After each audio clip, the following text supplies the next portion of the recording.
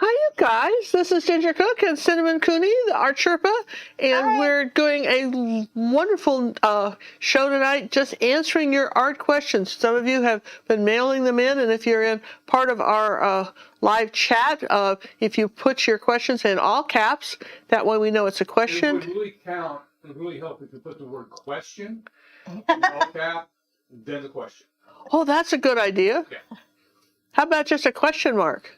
No, Why don't you change up the rules a bunch of times so everybody following along is thoroughly confused? that's what we like to do. Yeah. Confuse all of you. So this is the kind of the thing we want to welcome our moderators to the show. Thanks everybody. And here's what we want to focus on: art questions. You can ask us. There's a question that came up that someone wrote us earlier. I'm just going to mention this because it's sort of off topic and it's still kind of okay. You could, and also we reserve the right to just refuse to answer the question too. But good luck. Keep trying, right?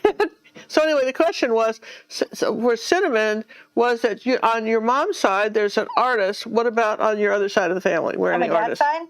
Yes. Oh, yeah. Actually, I had a great-grandfather. And my great-grandfather was a photographer and went with who? Thomas Jefferson. Thomas Jefferson to photograph Yellowstone. And actually the chemicals of that killed him. And then, we've had a lot of weird artists and barn jumpers on my dad's side of the family. More barn jumpers than artists. But, Okay. yeah. Yeah. We had people who flew before the Wright brothers. They just didn't land. They never made it back. They were out in the desert somewhere. No one's found their body. Right? Well, They're just that's gone. The family legend. Or maybe he just ran away from home and made people think he had an airplane and disappeared too, and right? First female doctor west of the Mississippi. Yeah, it was in the family. Yeah, there was that. The Heaths, they're crazy. And of course, my mother, her grandmother was a world famous psychic, Jean Dennis, and she did readings for the Duke and Duchess of Windsor, Albert Einstein, Robert Conan Doyle. She traveled around the world. She died at the age of 42. So there's just some interesting backstory to that. The wee baby. And the question then always comes up, well, did you guys, either one of you, get any psychic ability? Not quite like her, but I feel like my daughter's very intuitive. I feel like you just figured out how to work the psychic grandmother in the conversation. Well, I mean, that's the grandparents on both sides. It's all right. So we're going to go on. Yeah. We're also going to show tonight. We're going to show you again the final auction paintings that have been varnished. Our auction ends tonight, and so it's at gingercookauction.com. Just to remind you, that'll be the final, and we'll also be giving away 2 downloadable lessons. And to some lucky viewers, so we'll have the form up there for those of you who are. Some people are still working on it. I think David's got it under control. But, so look for that later. And this is, way cool. Wait till you see that. And then for those of you who this quarter have been so kind as to contribute and donate every month to us, we have a drawing for the original artwork. So those will be some of the things that are happening tonight besides your awesome questions. So what do we got, John? Well, let's start it off with the most obvious. Cinnamon, why did you decide to move to Ireland?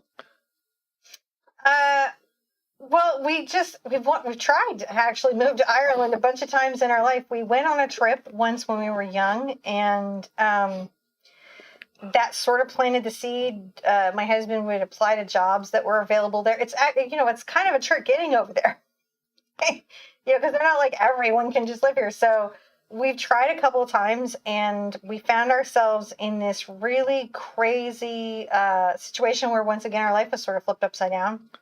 And we were like, we're digital nomads, and we could live anywhere, and we've always wanted to live here. And we went to look at it again differently, where we hired an attorney, or solicitor, as they call them in Ireland, to look at getting over there. And we were given some advice, but it was actually the wrong advice. And because we released a video to our community announcing that we were going, several people who knew let us know. We got a whole nother attorney who was like, oh, no, you're YouTubers, so you can't just go work all over the country while you're waiting for paperwork to come through. That's not correct advice. And so we're getting all of that. We're actually 2/3 of the way through, and I think we should be relocated there in mid-January. And I'm looking forward to go. I love Ireland. I love the air. I love the earth. I love the people. I love the sense of humor. I like just I don't like the razor clams, but everything else is very good. Oh, okay. All right. And I'm sorry if you're Irish and you love razor clams. I'm not throwing any shade at you. I'm just saying, not for me. All right, and we have a follow-up for Ginger. Ginger, when will you and John be visiting? I think they have to move there first. Yeah, they have to move there first. We don't want to be buying airline tickets until they're actually over there, because these guys have a lot of different plans. I want to make sure that they actually are there. But John and I, of course, you guys may know, are heading off to Australia on our honeymoon on Friday, and they will be staying at our house while we're gone, which is really nice, and which is really wonderful. And then next year we have a trip planned again back to the United Kingdom to take a cruise back to Galveston, which is the closest port here in Texas, about an hour and a half from where we live. So were they to be over there, which we certainly hope they will, then we will be. We will be seeing them next summer. And then also remember, we've got the retreat there back in the Poconos in August. And that'll be our return to stateside. We'll be in the Poconos, and it's August, right? Yeah, in August, yeah. So if you want to paint with my mom and I, and hang out with us every week and eat crazy amazing food and paint so much that you're completely tired and exhausted and worn out from painting. In a wonderful way. In a wonderful way. Actually, it is the most wonderful. It's immersive. We'll let you guys do whatever you want. It's an immersive painting thing. You paint with Cinnamon in the morning and me in the afternoon, or vice versa, depending on which group we did it all together, man, because we switch things. We so fun things that we do, like we're each in our own room, and then we raid each other's rooms with songs and cheers and taunting, and we go back and forth, and then we switch rooms during the day, and you get watercolor, you get acrylic, we did palette knife, you get gifts. Awesome gift bag. And also we have in a golf resort, so if you have a partner who's like, I don't want to go, but then show them the golf resort, because they might be like, I want to go. Three golf courses. And the other thing is that what we eat together, and John and Cinnamon and her John, we rotate tables, so everybody gets a chance to eat and chat with us. And this is absolutely, and I think there's some spots left. So it's a must-do event. It's a must-do event, August of, and if you want to know more about the dates, you can write either one of us. artsherpa.com, and you can go to the events, or you can write us at theartsherpa.com, and we can get you that information. It's really cool. Yeah, so it'd be a good thing if somebody was trying to think, gosh, I just don't know what I would get my mom. She has everything. What should I get her for the holidays? Get her us, right? Get her us, right? We sometimes even get people who don't know who we are. They just thought the retreat sounded cool and they came.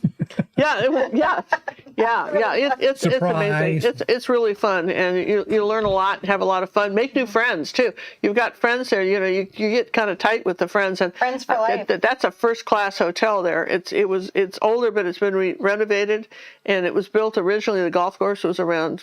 I'd say it's the first PGA golf course in America, and then also. It's very much like, if you think Dirty Dancing, the hotel in Dirty Dancing, it's like, is that never closed? That's the movie, not that people are dancing dirty at our retreat. None of that. There's no dirty dancing. There are cookies. Yeah, cookies. Yes, cookies and cake. Yeah, absolutely. We insist on cookies and snacks. There's no shortage of snacks. There's different places to eat too, and we try to work with everybody's, make sure that there's access to special dietary needs. And that there's accessibility if you need that. And I mean, we even had a lady hatching parrots. That's how helpful we are. We get her back and forth, hatch the parrots, and it was actually really fun to see the baby birds. All right, so that answers the questions about when you're going to see us, when we're going to see them. What else you got, John? Varnishing. I have the ultimate varnish brush, and I love it. Sometimes I notice very tiny air bubbles get created when I'm varnishing. What am I doing wrong to create these bubbles? Also, if I'm varnishing a bunch of paintings, should I be washing the brush out after so many paintings, or do I keep going? Varnishing is not my favorite thing to do. Now, I could park on that if you... Well, let's send him into... She's got to... We'll all give our 2 cents worth on this. John also, because he does all the varnishing in our family. So go ahead. So in varnishing, if you're doing brush on, and I do think the ultimate brush is an incredibly good varnish brush, you can see air bubbles that will occasionally, shouldn't have a lot of them. You shouldn't have anything you're foaming, like on occasional, because maybe when you're dipping the varnish brush into your varnish, you didn't work the varnish through enough, or it didn't get saturated to the brush enough, and you get an air bubble. So slow and steady, thin coats.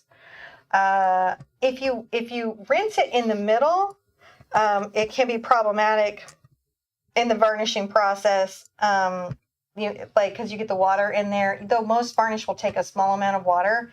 Just, you don't want it soaking. You'd have to sort of retowel it out. And I like to go one direction on very thin coats, allow it to completely cure, and then go the other direction. If you have a bubble, you can take just like any little soft little brush that you have and kind of pop that bubble out very meticulously. You shouldn't have more than a bubble, though. One thing you might be able to do is, when you don't want to varnish directly from the jar, right? You pour the varnish out into a bowl. You can make sure that you're working the varnish fully into the bristles of the brush before you go out, and that should minimize it. The other thing is that varnish flat. Varnish in good light. Do not talk on the phone and varnish. Oh, no weather. No weird weather. You can't varnish in weird weather. And I suggest varnishing a little different than Cinnamon does. I have found it's very nice to follow the brush strokes of the painting, as opposed to, she likes to go back. If I'm using a spray varnish, and John has found a really good one from Golden we really like. They've got a new acrylic spray varnish that's terrific, and it's really nice for texture. Mm-hmm. But if you have a lot of texture on your painting, I think I would go back to that spray varnish as opposed to using the brush varnish. But yeah, if you've got texture, because it's very. And the other thing that happens is if you get a drip and it forms like a teardrop, if you pick that off, that'll take the paint, everything, right down to the canvas, and that makes everything you do, you got to do while it's wet. Yeah, and so I would say make sure you have good light, and no pets. And here's the thing: we had a gal. This is a true story. You're going to love this. And back when I was teaching art at Jerry's Arnorama some years ago, one of my students had worked, I don't know, a good month on this one painting. It was gorgeous, and she couldn't sleep one night, so she got up to varnish, and because Liquitex, all their bottles are the same, and the varnish looks white before it dries clear. So she grabbed the gesso by mistake and covered her entire painting. True story. And she called me up the next day and said, and it had dried. What can I do? And I said, well, I hope you enjoy painting this again, because the painting's gone. You just erased it. It's an opportunity for growth. So, for instance, if, so try not to do that. Try to do it sober. Maybe that would be a start. Not to saying she was drunk. A little salty. Oh, my God. Just, whoa, flame out there. Well, and good lighting, if you, I suggest that you take like some tape and really tape all your different mediums so that you don't grab the wrong medium by mistake, because I find the older I get, the more likely I am to do that. Varnishing in such dim light that you're not sure. You should have if you need glasses, you should be wearing them. Varnish is a follow the directions exactly product.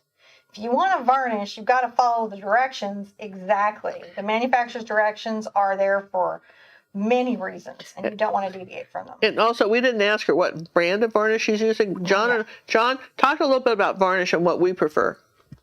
We have shifted over to the Liquitex varnish, high gloss, matte, semi-matte, versus when I first got here, Ginger was using the gloss and medium, which they touted as a varnish, but it was very thick.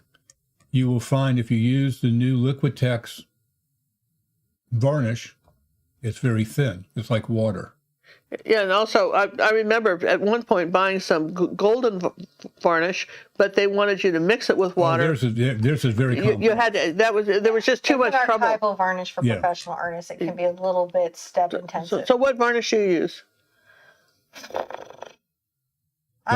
Spray. We use anything that's like listed for acrylic painting. Like what's available. A lot of times for me, it's like what's available. I don't varnish that much anymore. I have gotten away from varnishing. See, in our opinion, the painting's not done till it's varnished. Yeah, no, I know. And it's good for unifying, and it deepens the colors. It does make it more difficult. I would definitely photograph your painting before you varnish. Good point. Yeah, photograph it before, because there's a glare. Yeah. Makes it hard to photograph. It won't get as much love online. What happens with the varnishes is that it molecularly binds to your paint and becomes like part of the canvas. Like, for instance, if you were an oil painter and you were to varnish, that sits on top and can be removed. But and then there's an isolation coat. Yeah. It's not just that it sits on top. See, that's correct varnishing. And correct varnishing create an isolation coat that separates the painting from your varnish. And then you use the varnish to unify and beautify, but it's a removable varnish, which is the nonsense that Golden makes and most oil painters deal with, so that if your painting needs to be restored in the future, somebody could remove the varnish, which might be yellowing, and put down new varnish. But it only works if you have an isolation coat. And then Golden wrote a bunch of articles, which you can find on Wet Paint, that basically talk about you don't really have to varnish acrylic paintings anymore, and it makes them harder to restore. They want you to go to the whole trouble of an isolation coat, but I don't. I guess I don't feel like I'm Banksy, so I'm not that worried about the 500 years from now with my painting. That'll be somebody else's problem. I'm going to be gone. Well, but also, with acrylic varnish, you can, for instance, come back. Like, for instance, I just did a really cool suitcase for John, and I painted a big lion on it, which is not a video, by the way, but just John wanted a painted suitcase too, and he didn't want a lock, but he wanted a lion. So, and then he'd done a coat of varnish on it, and I looked like I had kind of an elf ear instead of a rounded ear on the suitcase, because it was kind of awkward the way I had laid out to paint it. So even though he had one coat of varnish on it, I went back and was still able to refix the ear, and then he varnished it again. It's fine. Yeah. That's one We reason have we use no the liquid opinions on text. varnish. All right, let's continue with the Not a family drama at all. We've a couple never more- talked about it over coffee. A couple more questions on a varnish. How do you get thin coats? Mine's always too thick. Again, it could be the varnish you're using. If you're using glass bean varnish, it can, and again, follow those instructions. And you need a manufacturer that'll answer your questions. It's not Mod Podge. Mod Podge is a very good company. Plaid's a very good company. Mod Podge is a very good product. It's just not a varnish. Right. Glue. And if you varnish, do they stick together after they dry off? It's still acrylic. Still acrylic. If you take... They'll be a little less prone to it, but not in a way that you could do this and store them face to face. If you take 2 acrylic paintings like this, and eventually you won't be able to separate it. In a couple of days. Don't do it. You just don't want to store them like that. If it gets warm at all, it's over. You just have one new painting. It's one painting. Okay. And the favorite varnish brush is? The Ultimate Varnish Brush. Ultimate Varnish. And let me tell you why. Cinnamon found that back when she was selling the Art Sherpa brushes. And over the years, I would use, people say, what do you use for a varnish brush? And I would say something cheap, that's soft, that doesn't lose a lot of hairs. And usually what I would do is I'd get a new brush, and then I would, would take it and I would put it in my hand like this, and I would wash it, and I would take to get all the hairs out, and that'd be my varnish brush. And what I found was the varnish on regular brushes doesn't release out of the ferrule, and eventually, no matter how many times you wash it, you had this stiff brush. The Ultimate Varnish Brush, the reason it's well worth the money is because not only does it do a beautiful job, I never see air bubbles in anything John does, but then he goes slow. If you go fast, you're going to get air bubbles. Go slow and methodical. But the other thing is that the brush washes clean every time. It's like brand new, where these other brushes eventually become so hard you can't use them as varnish brushes. A good alternative if you can't, because they're expensive. Now, I like them. I actually like them as a blender and cloud maker. They're one of my very favorite blending brushes for just painting. But the Princeton Oval Mop Synthetic is a good economical alternative. So what's the price difference you think about? I mean, not like $30. It's like $30 difference? Yeah, because that's the Oval Mop is an expensive brush, right? And so the Ultimate Varnish is an expensive brush, but the Princeton Selects, you can find them in under $12 range. So okay, so that's a big difference. That's a big tip. That's a great tip, Cinnamon. So you guys, Princeton Select. All right. They don't make brushes for me or anything. They're just good brushes. Yeah. All right, let's move on. Ginger. Yes. Will you be doing more of the small storefront like the Christmas Village? We didn't do any more this year. We meant to, and the year got away from us. We will add to this for this year. Don't expect any more because we didn't plan on any more for the Christmas Village. I think we have like 12 or 14 paintings in our Christmas Village. I mean, anymore, it's going to be a Christmas city.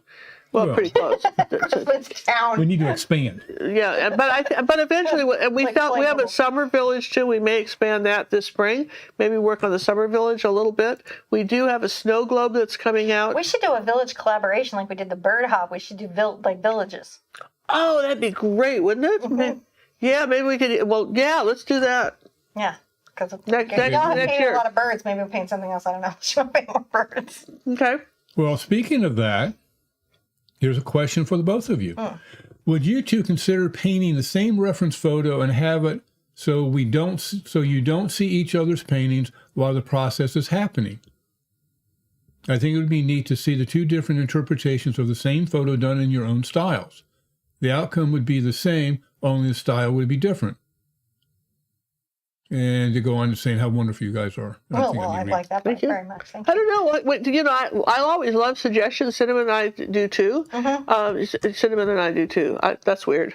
We both like suggestions, All right. So here's the thing. She's in Ireland. I'm here.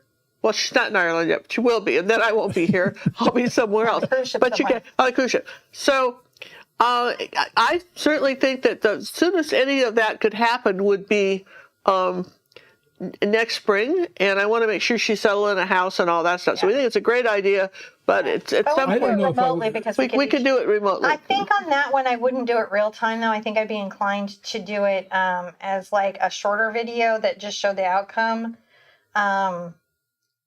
So you weren't. Yeah, in other words, it wouldn't be hours of mine. Maybe it wouldn't be a step by step. Maybe we would just take 2 or 3 pictures. Maybe say landscape, something pretty simple like a landscape that maybe 1 or 2 cookie landscape, and show how we would approach and I did just that with approach it acrylic and differently. watercolor once, where I painted the same image in acrylic and the same image in watercolor, and I had them side by side in time lapse, timed out exactly the same, and that was sort of interesting. Yeah, maybe we could do something like that in a short. Hey, speaking of shorts, I want to take a minute. Did you guys see our short on the nifty purse that we just put up like yesterday? On this nifty purse, and it's I'm sorry to tell you that the company wrote us and said that there was quite a demand for these, and they are no longer available. They're all gone. They're all gone. They're currently now gone. One of the things that's something new we're doing in our store is like puzzles and all kinds of things.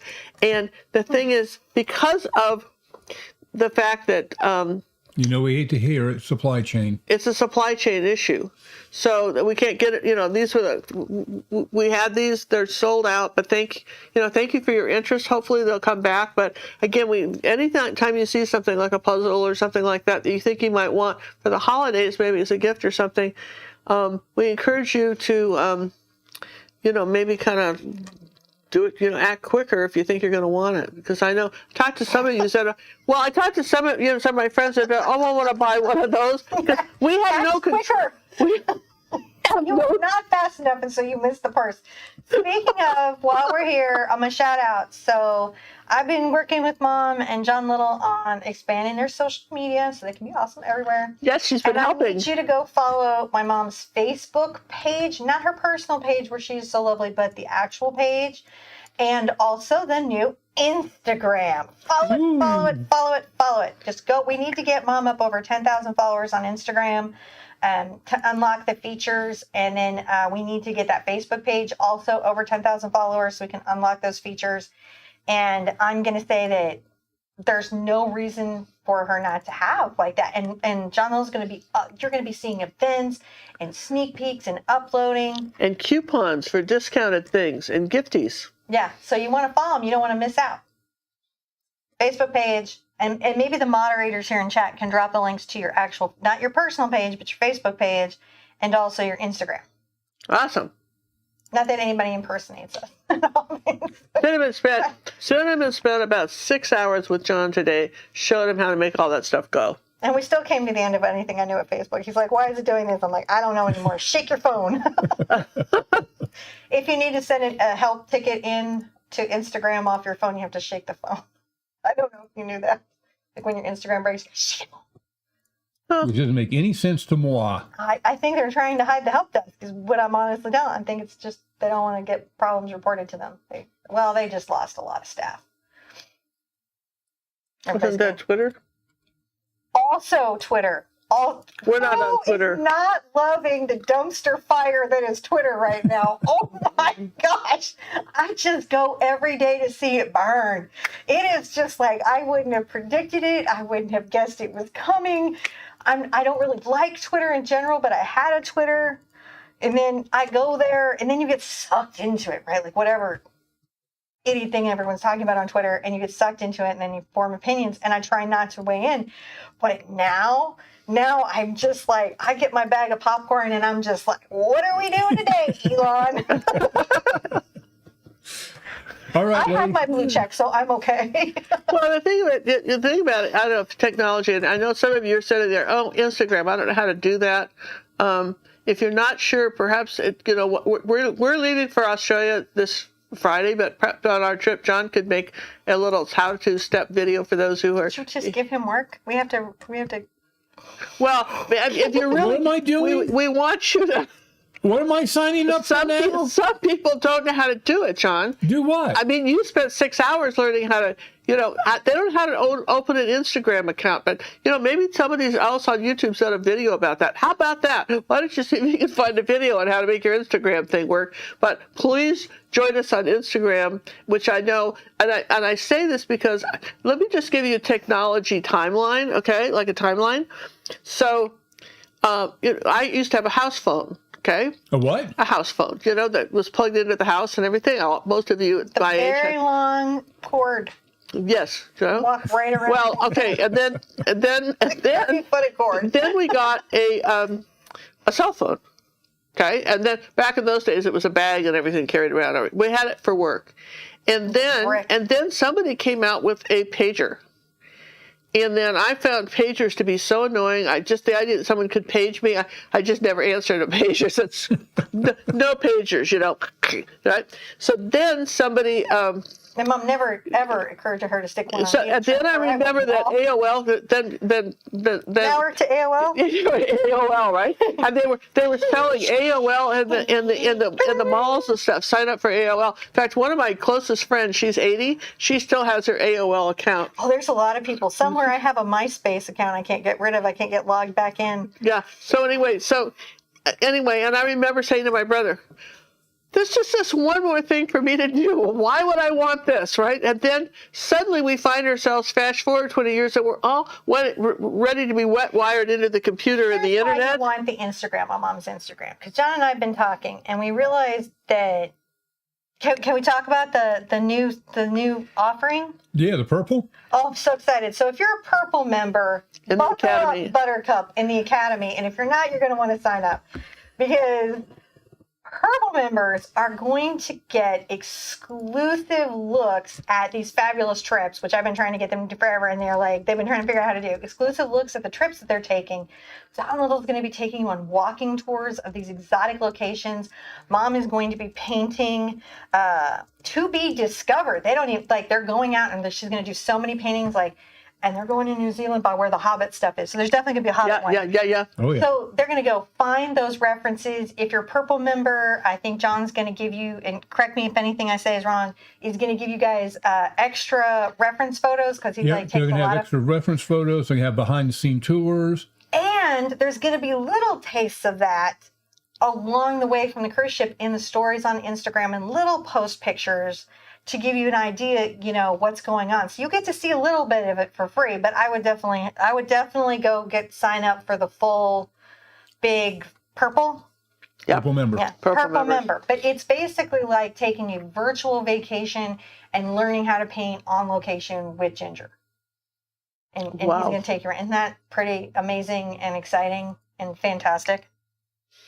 Yeah, we're these are all things we're trying to do more for 2023, and also our purple members, we're going to be doing more people this year back coming this winter, in 2023, like January, February, March, and so forth. We're going to start adding more specifically how to paint people. Doesn't have to be a portrait. Sometimes you just want to put people in a painting. They can be doing things, and it just, you have a landscape. What if you had a person, walking their dog? Or we're going to do more of that. Show you some tricks on that, and it'll go. We're just. And they get the consulting, the personal art coaching. Yeah, you get the personal art coaching. Yeah, you get personal art coaching. Crazy deal, man. Send me your artwork to me, and I'm going to say there's some other unnamed artists because I don't want to start nothing with anyone on my mom's channel because that would be rude. But there's another pretty well-known artist that does a version of this, and it's like $800. It's so expensive, and they're just going to do this. Yeah, we've always done it. And sometimes it's just having another. One lady said, "Thank you so much for having another set of eyes look at my painting." We had a gal that did this darling puppy, and then I just took a few minutes with a little video and showed her how to just do a little tiny highlight in gold under each eye. And boy, that dog just popped out. The eyes that became alive. These are some of the things that you get that you won't necessarily see with personal. And then also the thing that we're doing this year too, this is really cool, is we've got, if you've completed a step-by-step video and you've done it very well, I'm going to offer you a photograph that's similar to what you just painted. It could be a companion painting, and see what you can paint it on your own, and take the image, take whatever you've learned in the lesson, and in that style, maybe it was a Van Gogh or a Monet, or maybe it was a more photorealism. Whatever you learned in that one tutorial, now I want you to do that same style in the other painting, and see if you could make if they could be a companion piece, so that you can.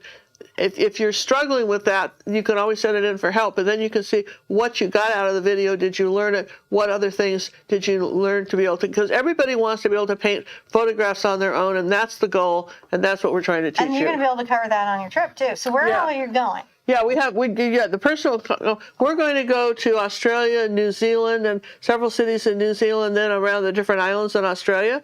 And so that's going to be some locations to find some amazing paintings and to go on some incredible walking tours. And also, we'll take you around on the ship too. You can hang out with us on the ship too, and meet some of the people. We can take you to dinner. We might take you to dinner, hang out with some of the people we know on the ship, and we don't know them yet, but we're bound to know them soon. So, you can just hang out with us. I mean, what? That's some access. That's some access. Very excited about this. We did a little of that in the Gazette. We've shared you some of the photos on our trip, but now we're going to include some videos for our Purple members. Our Purple members are going to be the cream of the crop. Purple is my favorite color. That's why we did it. Tell. I love it. Don't you love her hair? Look at the little curly gold special curly things. Took us all day to do that. Yeah, really, so cute. All right, ladies, we have a visual one for you.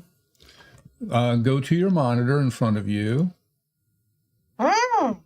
Now, this was entered in a, what do you call it, contest thing or whatever. And the feedback the artist got said the vibrant flower needs perspective blend. What is that? Perspective blend. It's a fun word, isn't it? Perspective blend. I don't know. That's like an oxymoron. I don't know if there's such thing as there's perspective and there's blending. But I don't think there's that perspective blend. Maybe they're trying to say in the petals, potentially. The petals exist all in one plane. That's what I'm thinking. Yeah. So they are beautifully executed, and I love the seed pod. And by the way, if they didn't point out to you that you nailed that, I hope they did, because sometimes it's hard to see what you did right, and that was done really right. But the petals are, if you were to take that into a black and white, you would notice that they're kind of the same value. They're the same dark and light, and the hues are kind of similar. And so the petals don't have a lot of dimensionality. They don't feel very three-dimensional. Though they are beautiful. And you know what? Things don't have to be three-dimensional, but maybe that's what they were trying to say. Okay. Me being a Google type person, I Googled it. Perspective blending. What is it? Perspective blending, or local length blending, is a technique that is basically consisting in taking one wide angle shot for the foreground and a longer shot for the background, and then you blend them together. Oh, I would have called that forced perspective. Okay. That's what I would have too. Yeah. Okay. All right. That's why I thought you Google it. So you did this really cool thing where you were trying to tell the story where this flower is up very close to you, but in bokeh, in the distance, is this fading, vast scene of flowers. And an old barn. And on that, I could say that as the flowers were closer to me, they'd be a little more saturated and a little more in detail. And then as they went back, I would diminish the detail and diffuse them a bit and gray or neutralize the colors, potentially with their contrast, so they're a little less saturated. So atmospheric perspective, things that are closer to you they have a stronger dynamic range. They have brighter darks, brighter whites and deeper darks, and they're more saturated. They're more in crisp detail. But then as they get further away, that might be a thing. In fact, pay attention when you're driving in the car. Just look down the road and notice how, if you've got trees on the right side of the road and they continue on, notice how the trees, not only they got smaller on you, but also the colors change. Kind of, you can really observe that. But one of the things I would sit there and say that when you're entering art contests, okay, you can get your feelings totally crushed in an art contest, because oftentimes what the judges are looking for is, what can you tell me about a sunflower we have never thought of? Well, I don't know. That's like the person that can tell you jokes on about flying in an airplane, and you're all laughing and you're going, that's right, because I hadn't thought of that. That's kind of what they're, so what's sort of interesting about that? So one of the things, sometimes art, for instance, a lot of times art that does well in an art contest wouldn't necessarily do well in a gallery where somebody was actually buying the painting to hang on their home, because they want something that, it could go really down the rabbit hole in an art contest, depending on the judges. And then each judge has different things that they like, and you could have the best painting in the world, and it could flop at an art show because the judge only liked abstracts. And no, because a juror comes in, so they're paid generally by the location, and they're supposed to be somebody who has some experience during artwork and putting together collections and shows. And a lot of times they come in trying to tell a cohesive narrative, or they're looking for something specific locally, and it'll change from where they are. Being able to talk to your juror is, even though sometimes they might say stuff that makes you feel a little raw and salty, it can help you understand why a piece was received the way that it was. And I'll tell you something, in the VAA, which is a Houston organization for this type of exhibition, what I learned was, if you're there long enough, you will exhibit, you will show, you will jury, and you will get awards. There is a time and grade about it too. It's showing up at every show and entering in every jury and constantly being there, because eventually your work and the moment will come together at the same time. Mm-hmm. Then I can't say enough about, rather than making up a landscape or a scene, I can't say enough about references. References are everything. Yeah. So I would, if that's what I wanted to paint, then I would look. I think that is a reference. That's, yeah. Was there a reference I don't to know. that painting? We don't know. But anyway, I could tell you that there are references similar to that online. Yeah, there are. You could use, and that's still an original work if you use a photograph. But you nailed the seed pod. Yeah, that's beautiful. You have real three dimension in the seed pods. You absolutely do. But again, you got to take sometimes art shows with a grain of salt. And don't remember, I judged at an art show one time, and it was different categories, right? So we had beginner, clear up to advanced artist, and this one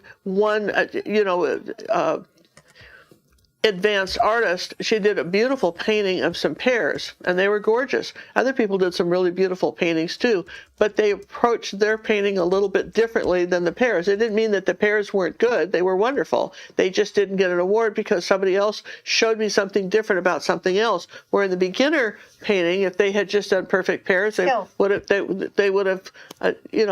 that would have been a different criteria. If you're in a pre-emergent space, if you're at the beginning of your exhibiting journey, right? You're pre-emergent. A juror will often look for, in those types of competitions, just the skill, the execution. But at a certain point, when the competition elevates because everybody's professional, then voice and perspective come into play. Absolutely. And sometimes someone will win something. You went, how on earth did that ever get first place? All the time, not sometimes. Yeah, all the time. Yeah, yeah. All the time. Again, and Cinnamon and I hate to, this is gonna be kind of a long show, but I remember Cinnamon and I we stayed at a friend's house before we went to Art I know Expo. where we're going with this. I know. And right he now, had I'm bought still this painting, traumatized. this giant painting. It was like 48 by 60, and he bought it from one of his. Oh, it was bigger than that. It was just monolithic. It was like so huge. It was this big painting. This guy had kids too. Remember that? He had a bunch of little kids, small children. And he's a good dad.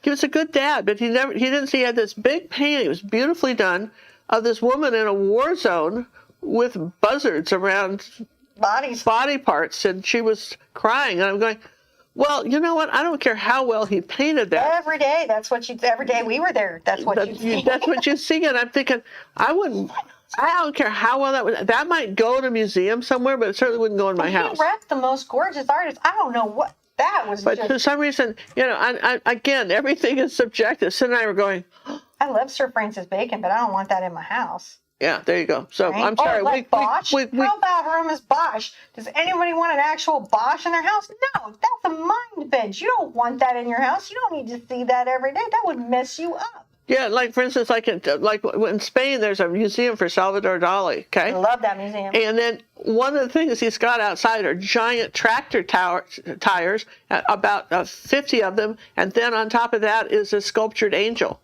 Now I don't know what tractor tires have to do with angels, and is that a good idea? I don't know. I liked it. Cinnamon liked it. I just thought it was. I just hope those tires were strong and those angels weren't going to topple off. I love that going to you with a museum, you hold nothing back. You just say what you think. I say what I think. I'm good. Yeah, good. We went with, I'm sorry, but we went with Bonnie Newman down to the Manil and the museum in Houston, and there was this painting. And maybe didn't hold anything back there too, but that was Twombly, and he's horrific. Yeah, and there was this painting that it was white. That was all it was. It was just a white canvas. I mean, there were some different layers and textures on it, but it's basically a white canvas. And she goes, "This is brilliant." And I said, "Okay." So this was back when Cinnamon was in college and went on a field trip with her. And I said, "So why do you think this was brilliant?" And she goes, "Well, because no one ever thought of it before." I said, "Yes, they did. They thought of it, realized that was dumb, and they moved on." That's what my mom said. But because honestly, you guys, there's a certain amount. I don't like Twombly either. He's not my favorite. No, well, and there's a certain amount of Emperor's New Clothes. Mm-hmm. You know the thing about NFTs. Yeah, so nobody wants to look, particularly when it gets to a certain high level of art, no one wants to look stupid, so they're going, "Oh yeah, that's good," There's a lot of stuff like that. There's some Emperor New Clothes a lot of the time. People don't like to. There's group mind think. There's a psychology of mind think. How do large groups of people end up, participating or believing something that's wholly ridiculous? There's group mind think. It's a real thing, and it happens in art. Yeah, Norman Rockwell, which is one of my favorite artists. At the time he was painting, everybody said, "Well, he's not really an artist. He's an illustrator. He's nobody. He's just an illustrator." An illustrator. And I'm sorry, I think he's one of the best artists America ever produced. But again, this is also subjective, and so was your art show. We liked your painting, so yeah, and focus on what you did right and why, and lean more into that too. But you can work on that. That's just a skill.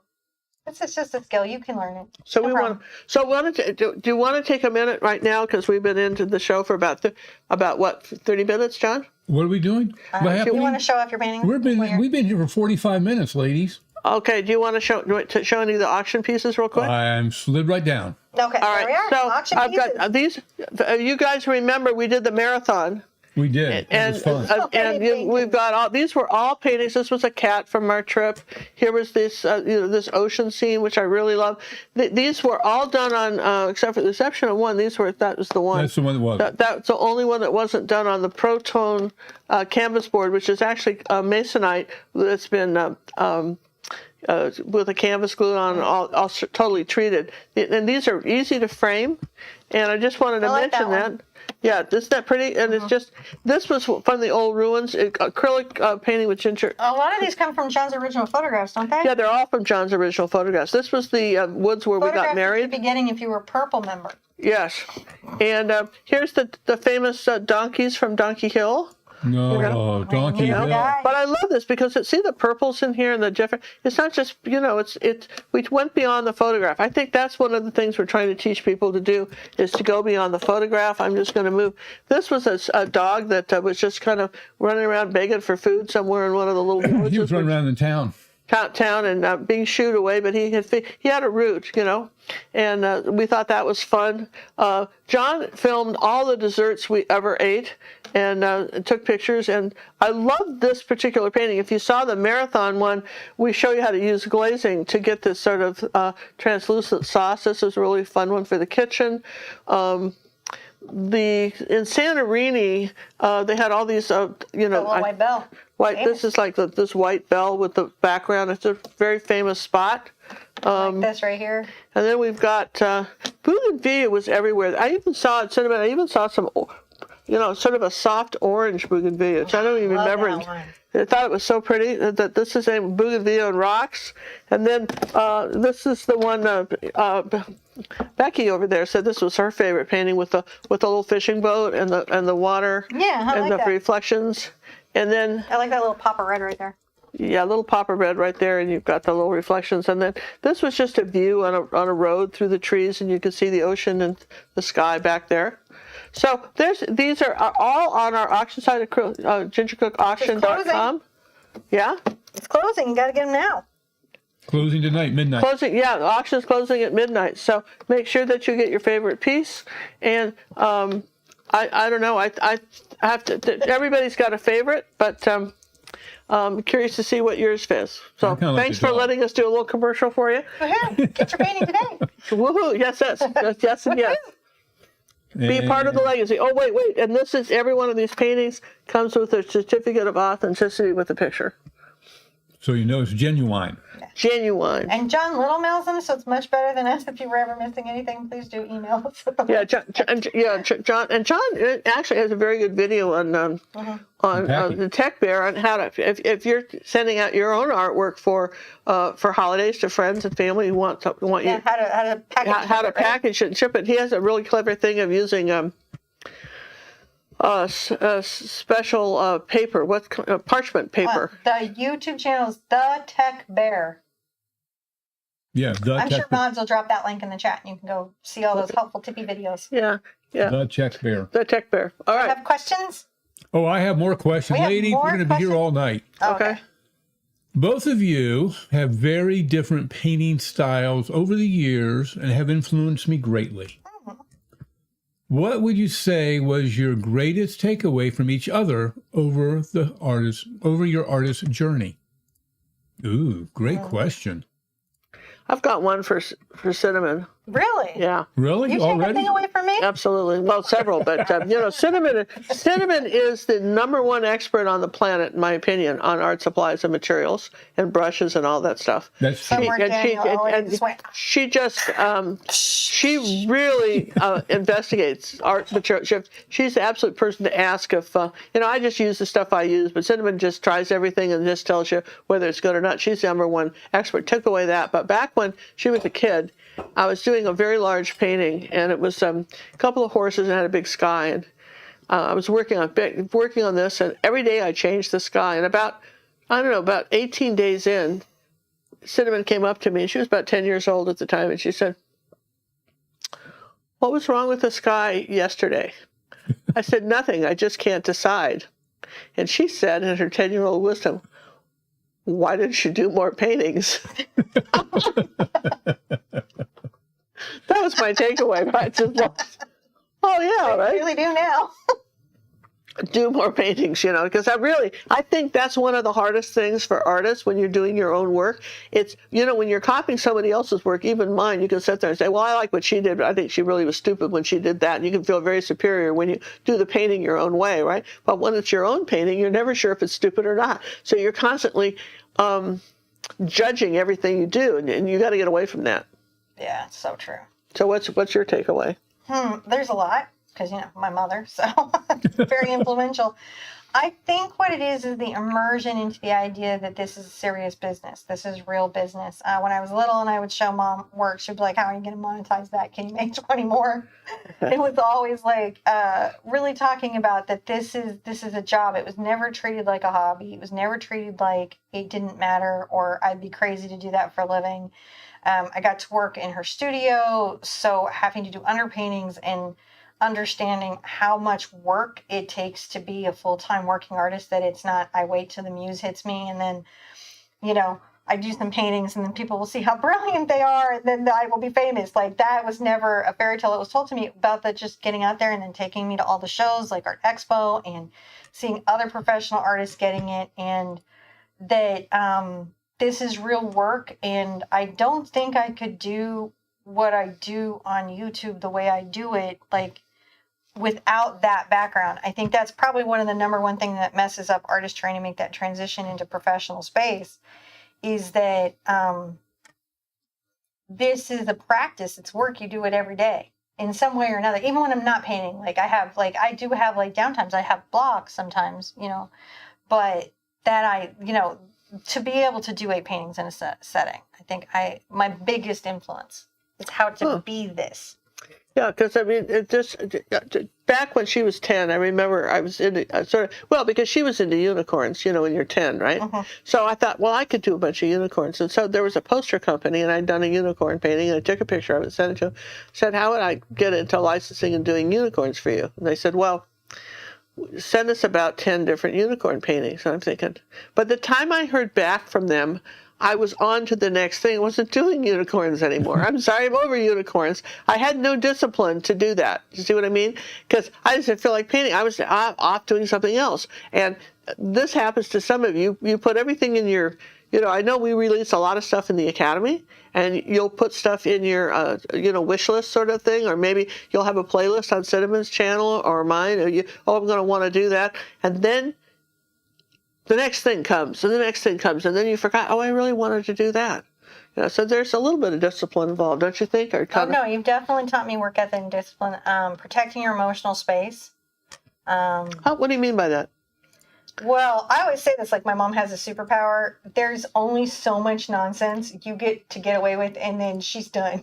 She has a switch where she hits it, and you cannot upset her further than that. She's no longer going to be upset. It doesn't matter what you do, and it doesn't matter what you say.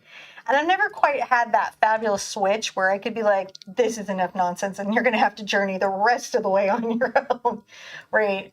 Not at me, but just at crazy people in general. Mom's very kind and she'll listen and it's fine and you can yell for a little bit, but then eventually it's like, oh yeah, I'm all done with this. And you're very careful about what you watch and what you take in and what you think about and the people that you allow in your life. And those experiences of having your emotional space shattered is disruptive and destructive to your creative space, and you are very careful at how you protect your internal space, not in a toxic positivity way at all, but in a really functional, mom's choosing how her life is going to be and how it's going to feel and what's in it and what you're doing with it. Thank you. Yes. And she still married me. Well, John is the most stable person I have ever met in my life, and I just love him. It just something you may not know about me was that I have this phobia about mail. I don't like mail, and I don't believe in opening. I don't believe in even looking at a piece of mail on Friday, because everything's closed on Saturday and Sunday, and so even whatever this mail could be that's upsetting, we're not looking at it until Monday. You had to do something about it. You can't. You have all weekend to fret about it or not open it. And then John came along, and he thought that was the craziest thing he'd ever heard. What do you mean? I still think it's crazy. Well, maybe so. But you know what? I said, listen, don't ever show me the mail. Just let me know how we're doing. I don't want to see the mail ever again. There. I protect my space. John he's also a very calm and centered person. You guys have a very good synergy in that. Like my John and I are very good partners. We're very similar in a lot of our, our entrepreneurial spirit, right? You guys are very similar in the things that you love to do and the ways that you love to be. Neither one of them wants to be in a drama. It's pretty spectacular. Yeah. But I mean, they're if there's drama, it's fun drama. It's not like toxic drama. You just don't participate in toxic drama. And they can go anywhere and do anything and be with any people. And it's amazing to see them like nope out of a bad situation. they're just right out of there. But yeah. So any other questions before we? Oh, absolutely. Oh. How did you leap from doing the tutorials to being brave enough to sell your original art? And where do you start selling? There's a wonderful book by Jack White called The Mystery of Making It. You can still get it on Amazon. It's in I think I have a link to it in my Amazon store. I would start out by reading that. And I would add to that reading Accelerating the Curve. Okay. It's hard to find. Don't pay more than $20 for it. You'll see it sometimes come up on Amazon and be $500. That's how much artists covet it.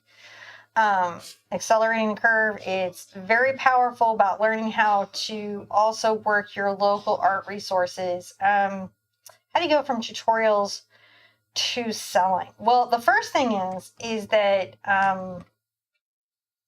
take steps. It's you don't have to be all in. You don't have to go from tutorials to a gallery. You could start by creating an online presence, and as long as you're following the artists, like I have a thing, you can sell my tutorials online as long as you credit me.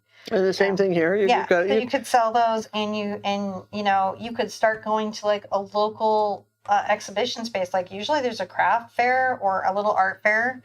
And you could learn how to come out there, and it takes a minute to learn. So give yourself a path to that. There's so many ways to sell your art. It doesn't even have to be traditional processes. Like you could do the whole jury thing, right? And go to galleries and do all that. And that's great. And it's awesome. But also craft fairs. We've got our friend Andrea, and she does like 40 of those a year.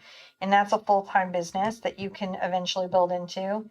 And, eventually you do need to work into creating original work that you can put out there. That's what being a purple member, we show you how to, how to do that. Purple member. Purple member, how to do that. Purple member. And then also, so that's a big subject in itself, but that's a good start. Mm-hmm. Anything else, John? Absolutely.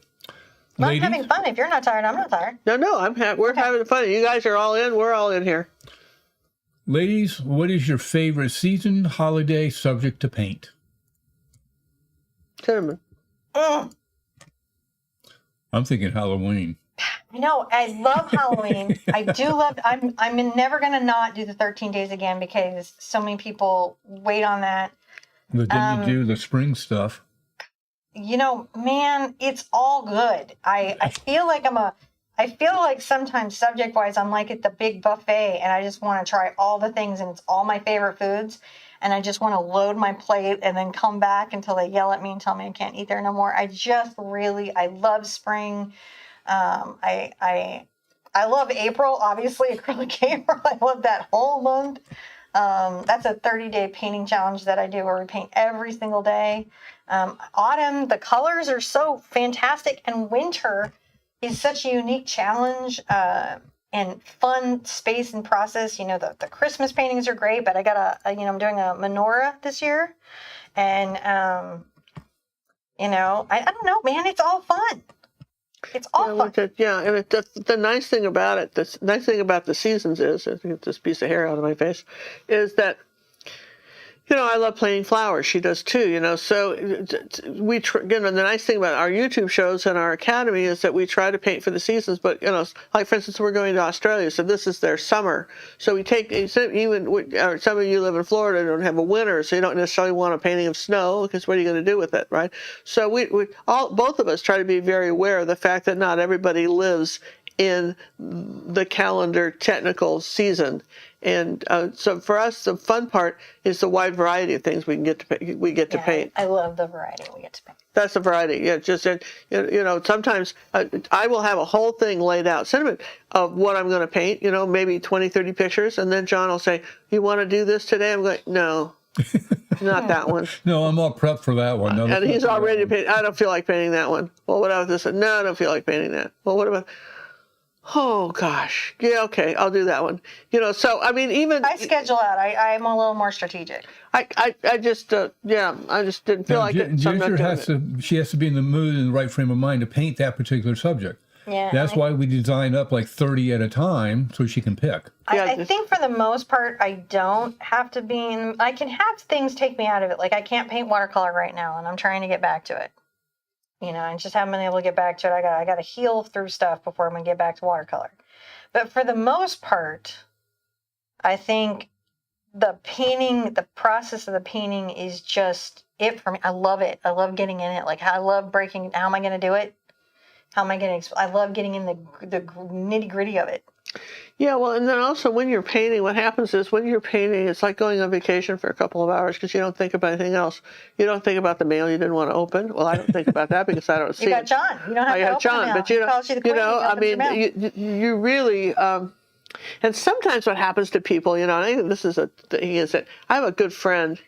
And she procrastinates painting because she decides she got to go help out a sick aunt, or you know she really should be planting some of her flowers or whatever it is. But she always has some reason, or she hasn't done X number of things, so she doesn't give herself permission. Rather than just say, regardless of my day, like you take time to eat breakfast, lunch, and dinner, or maybe at least 2 of those meals, and you've got to give yourself time in a day to say, this is my time and this is what I'm going to be doing with it, regardless of anything else that has to happen.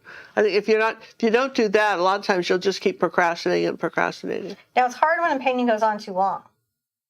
Like when things hold up a painting and then I can't work through it quickly enough, and then it has like an energy. It's hard to get back to that. I've got this red fox girl, and oh my gosh, this thing has gotten so complicated. One, it's huge, and then I did a bunch of steps, and it just took longer than I planned, and that was a gift.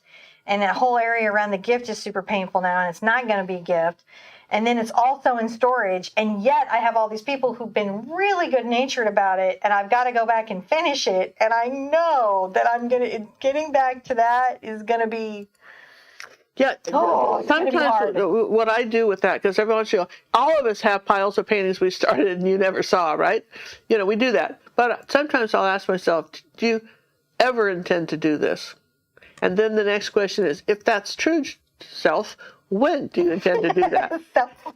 and then I'm going, oh, and some of my best paintings have been ones where I've won awards with and license and everything, have been ones where I put it off, and I finally just sat there and said, I'm either painting over this canvas or I'm going to do it. That's your 2 options. You know, what's it going to be? I finished it, and it was magnificent. So, you know, those are probably not even a question you asked, but things you probably want to know. Should we take a minute and do a drawing real quick, John, for that? Wait, let's see how my entrees are. Yeah. Uno momento, por favor. So every quarter, we do a drawing. I pick out. You want to do that drawing? We can do that drawing. Yeah, that drawing. Yeah. So hand us the fancy bowl. So I'm going to hold up the bowl here. See, these are the tickets of people, and then let's take the paintings. I got to find the right. There's the paintings back there. Someone's going to grab those, and these are going to be awarded to. And John's going to come back down and show. We're going to throw them everywhere. We're going to throw them everywhere. Look out! All right. So these are the paintings. Really nice. These are the paintings that. The person that the first person we name who's drawn will have a choice of picking which one of these they want. This is one of my favorites, the daisies in the jar, the glass jar. I like those. Yeah, Black Eyed Susan. Here's one which is the white lilacs, and then here's this one is the. That's a winter. It's a winter scene. You remember this was actually a YouTube tutorial. Okay. And so those are the 4 paintings, and so we're going to draw 3 people out of our bowl who have donated in a 4-month. Maybe some people just did $20 a month, but in how many months? 3 months, over 3 months. It's a 3-month period. For every $100, for every $100, you get 1 entry, and we'll do. Where do they enter at? Where do they donate at? Right on the website. On the website, and it's just when you're watching a show, there's a donation button there. Where's Your donations go into working artists. We're living in working artists and an actual patronage. They can travel the world. So Cinnamon's gonna kind of turn it around and draw out a ticket. All right, universe. There's a person here who needs this painting, and I need you to find that person for me. I need our higher angels to come in and feel their energy. All I right. just need the last 3 digits. Okay, so I'll tell you a secret to reading these is have them right side What up. are the ones in the case here? Those are extras if I didn't need them for more entries. Yeah, if we had more entries. All right, so 244. 244, Julie Wilson. Julie Wilson. All right, congratulations. You Julie get to, Wilson, the universe sees you. yes, and you have a choice of the white lilacs, the snow painting, the black-eyed Susans in the glass, Oh, is that what those in are? the mason jar, or the flower shop. All right, so those are all different. All right, so let's do one more. And we want to thank everybody for all your contributions. They've gone to scholarshiping other artists and also for helping us replace equipment. Hoping for painting.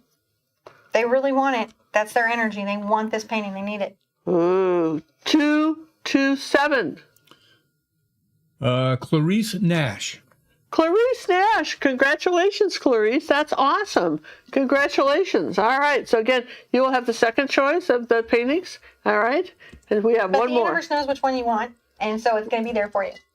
I say universe because I realize we all come to it from different places, and I'm just now trying to impose my opinion of things on you because I did that as a kid a lot. Working through. Okay, so this one is somebody who's going to be delighted. It's just going to be something in their home. It's going to warm their hearts. Every time they look at it, they're going to feel better. It's going to be their touchstone. Touchstone. Yes. All right. So here goes the glasses. 230. Do it again. That's Clarice. All right. So Clarice, you only get one. Clarice is super lucky. Can I do it again? Yeah. I'm so, good.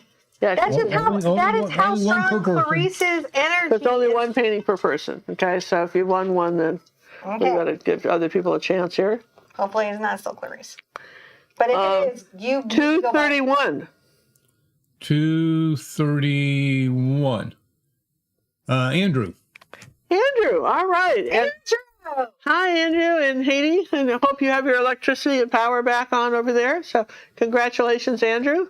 So again, we so appreciate all your help, and we appreciate all of you guys who have contributed to helping us scholarship other artists and for helping us replace our equipment, because all this goes to just keeping these shows going.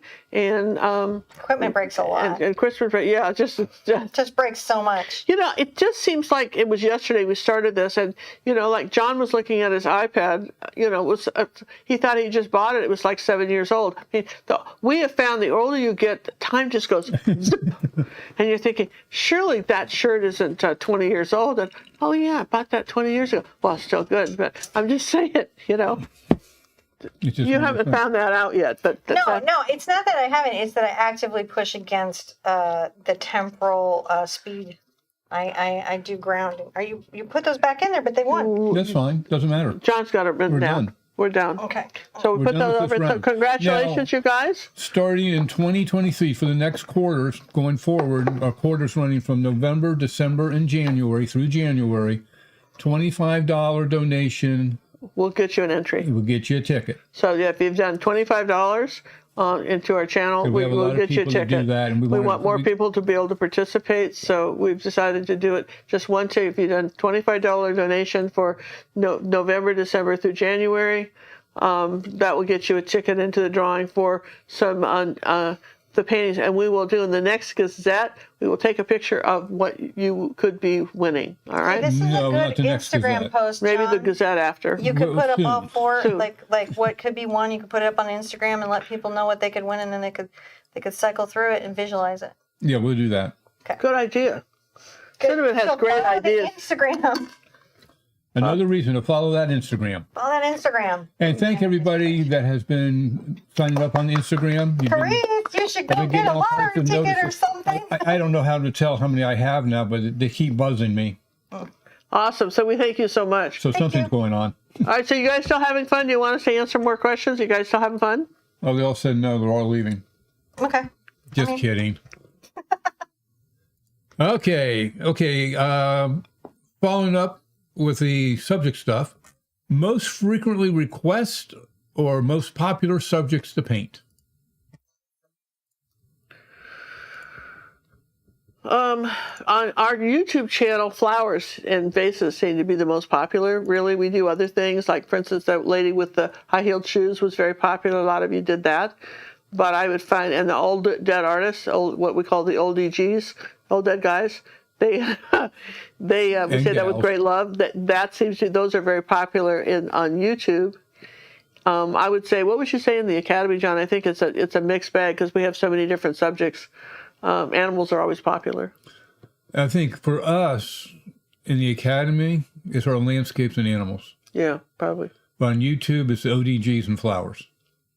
So I actually got to talk to Gary and Catherine Jenkins, who used to be on TV at the same time as Bob. And sometimes I get to have uncomfortable conversations with BRI, and we've all talked about this sort of popularity. And in the art world, what people want to paint is number one, landscapes, and then flowers. Okay. And then pets, which is kind of That's pretty much what we got. Yeah. Well, and this gets back to, the question comes up about, when you're selling art, for instance, you want to sell some art as opposed to enter an art show. Now it's a different subject, right? But sell some art. People are willing to pay for a painting for their living room. And then that's the first, living room. And then the next one would be the master bedroom. And then the third one would be maybe the dining room. Those are the three places that they're willing to spend money on it. You could do the living room, could be a large painting or a pair of paintings. Yeah. And if you want to know what's in... You can eat on still lifes.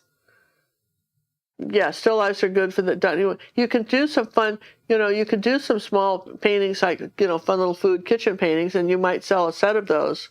But generally speaking, if you're talking about the buying public, and I was on an airplane one time and I was talking to this guy and I was saying, look, artists want to paint the strangest things, but those are the things that people want to paint. I said, for instance, if you were to paint a spark plug, it might be fun to paint it, but it's really not going to hang over a couch or something. A big spark plug, probably isn't going to go in most people's houses. And then they're buying art to decorate with, And he looked at me, he says, that is so weird. He says, because he was in publishing, but he said, book publishing, but he and his wife met at art school.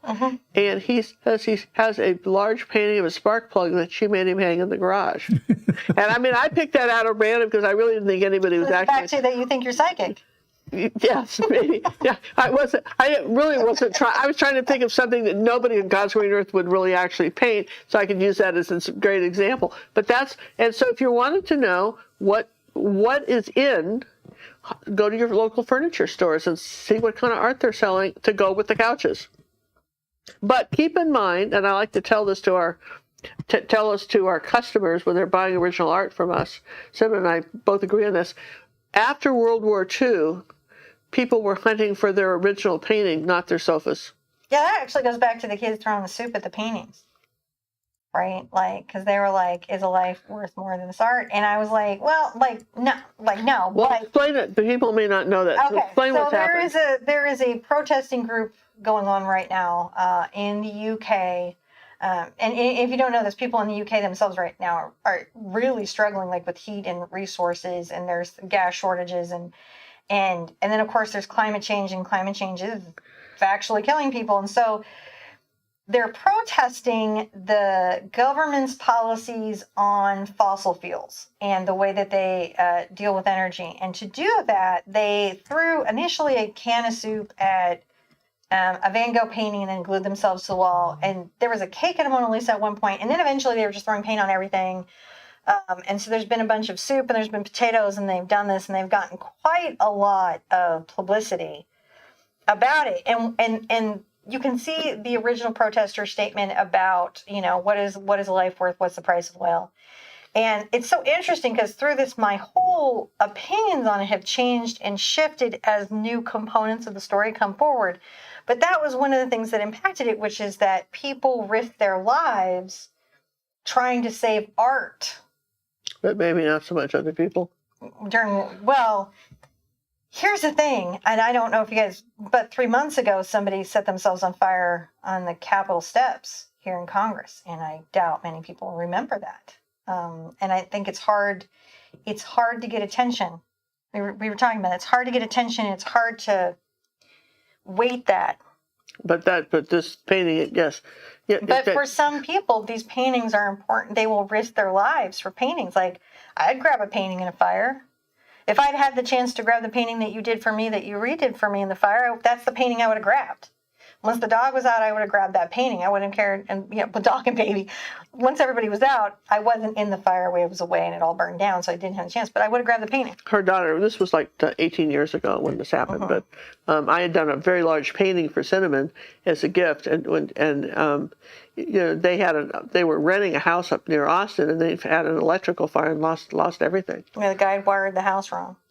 That we spent 3 weeks being really accused of burning the house down. They were just, we just felt it was a miracle that they got out, and they were insured, so that worked out. Because I was at my mom's. It was it burned down Christmas Eve, and I was at your house, and John was coming back from China. So nobody was even there. And the goats were even elsewhere, and the dog was with me because I couldn't get a dog sitter for our dog, and the baby was with me, and which is now my 18-year-old, and it took out the nursery first. It went through the house fast. But if I'd been there, once the living beings were out, I might have gone back for that painting. Yeah, well, there you go. All right, so we got off the subject. We're sorry, you guys, but this is how the two of us are when we get together, and we're hoping you're having fun with this. They want to hear what we're saying.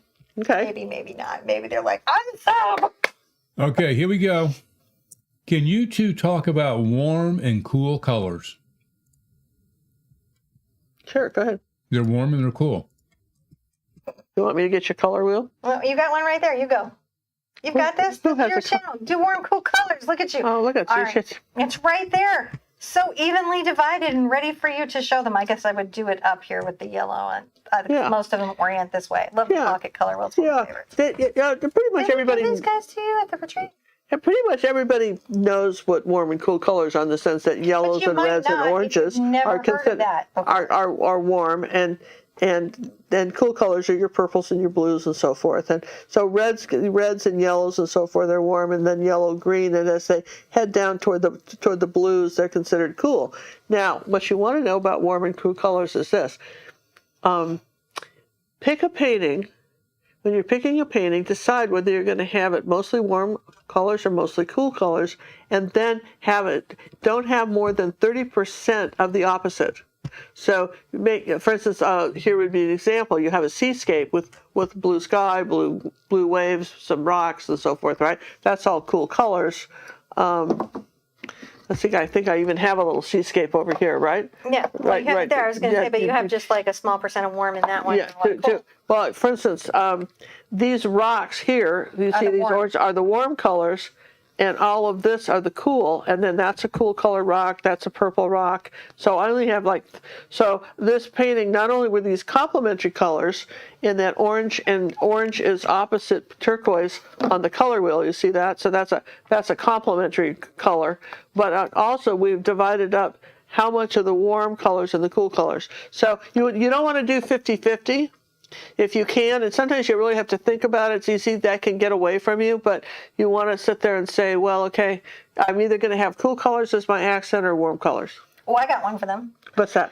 So on warm and cool colors, every color has a bias that is warm or cool, which is what goes wrong in your color mixing. So, and we'll go to the table and I'll explain it using the color wheel, because once people see it on the color wheel, they get it forever and ever and ever. Would you like a pointer?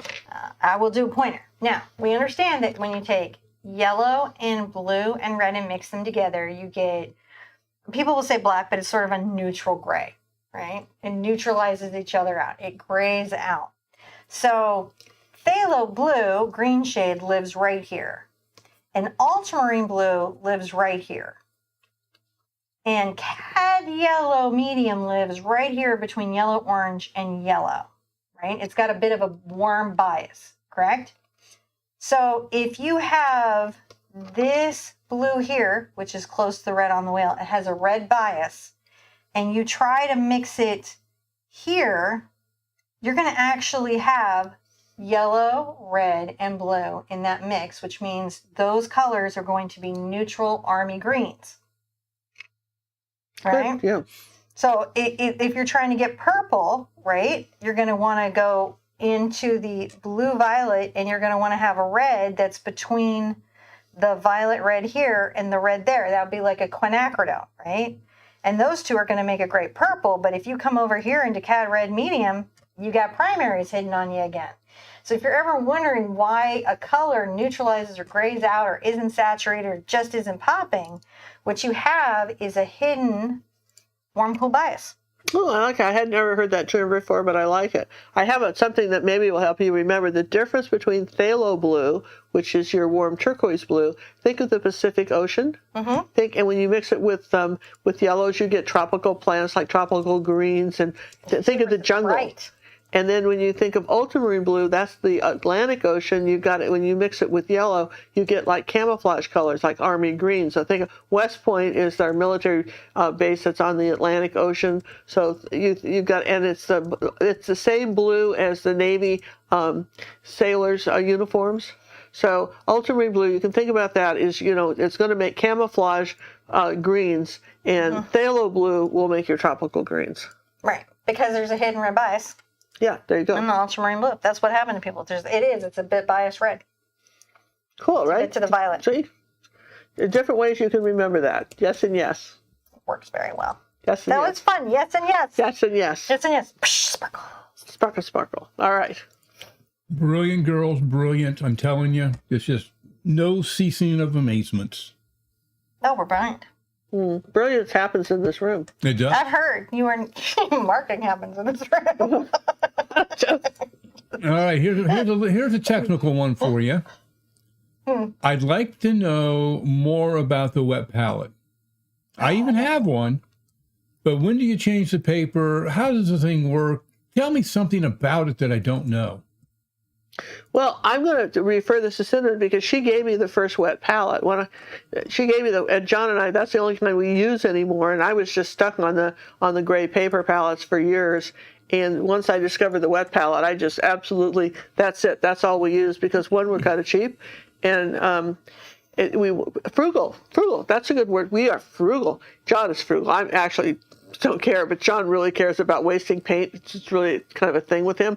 So, I mean, we were on this trip for like 2 months, and we came back, and the palette's still good in the wet palette. So it will last a long time. But let Cinnamon answer the technical questions because she's the one that introduced me. I like to prep up several of my wet palette sheets in a single batch, and I use boiling water from my tea kettle to do it. I empty everything out of my wet palette, and I put a sheet in there, and I pour boiling water over it, and I flip it over, and I get 4 or 5 sheets in there, and I let that soak for a minute. You do it all at once. Yeah, I do it all at once. And then I steal the acetate.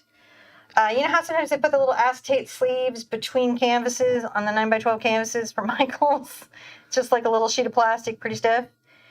It fits exactly in the palette that I use. And so that then goes on top of once they're prepped wet sheets, because I'll drain them off and everything. That goes on top of that, and that keeps them sealed down there and doesn't let any of the pigment from the paint seep down through the paper and the sponge into them so they don't stain. That's such a good idea. Right? And then I don't have to get it. Then I have my sponge on top of the plastic sheet, and you'll want your sponge to be wetter than you think, and then I put the paper on that.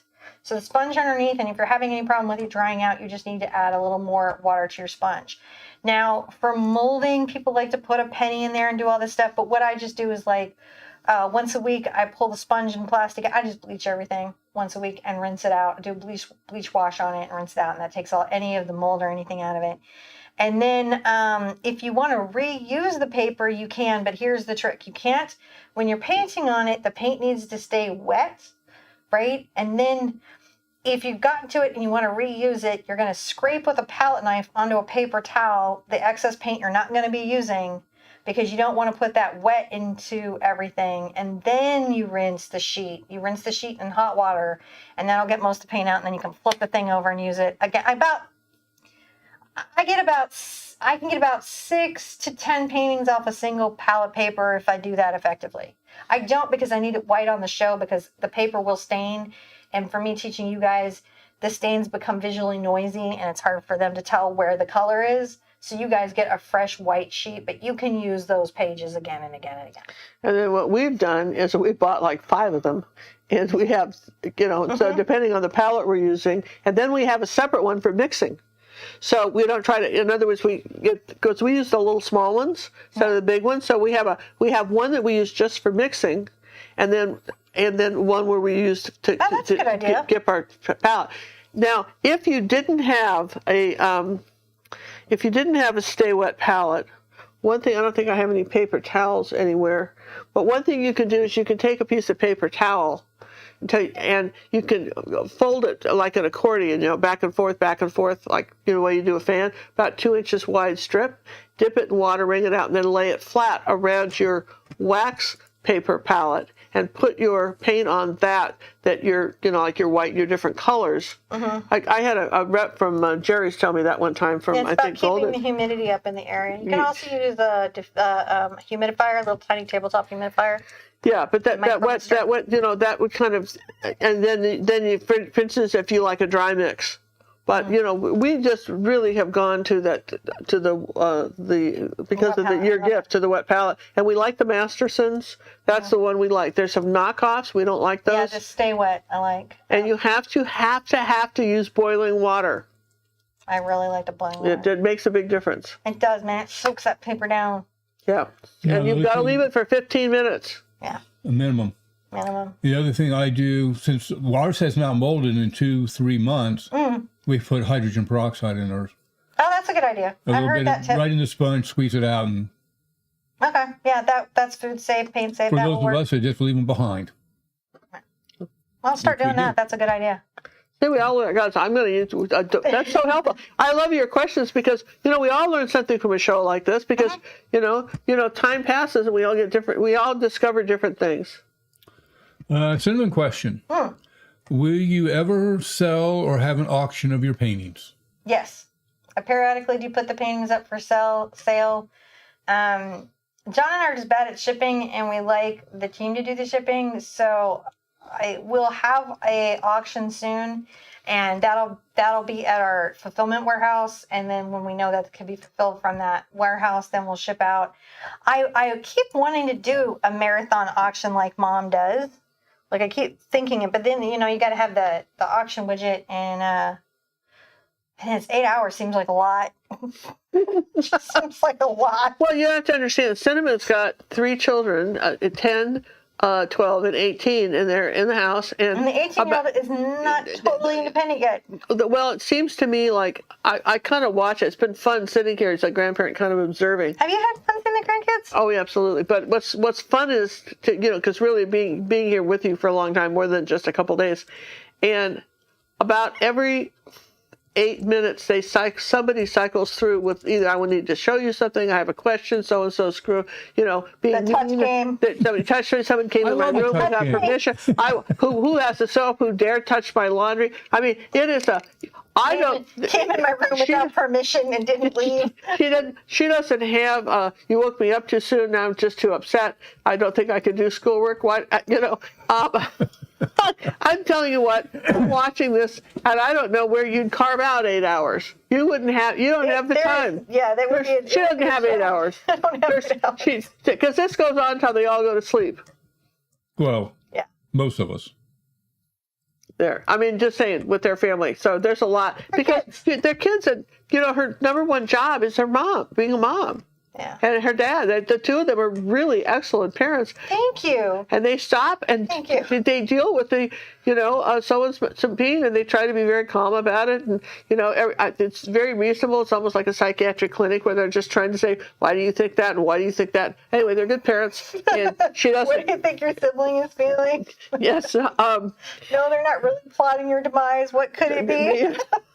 just. Anyway, and. Are you sure you don't want to eat the fried chicken? No, that's not good for you. I'm not eating that. Oh my gosh, the sudden you're like, I no longer eat Kentucky Fried Chicken. They never announce that they've stopped eating the food ahead of time, like before you order the food. I don't think it's healthy. So she's very busy, but I've been encouraging her to do that too, because she's got some gorgeous paintings, and I know they're filling up my mom's house. They're like all around the rafters. So anyway, moving on, John. What are some things you should have to paint? Brands, tools, paint, etc. If I'm just starting off, what do I want? Or if I'm a seasoned painter, what would I want? But we have lists of that on our websites, and I would suggest you look at those rather than take the time for that, because we've answered that question in so many different ways. I would say that you have lists, I have lists of the materials that you But need. what are the must-have? Give me like the 3 top must-haves. Well, you gotta have, you can't, I say that you've got to have a giant tube of white paint.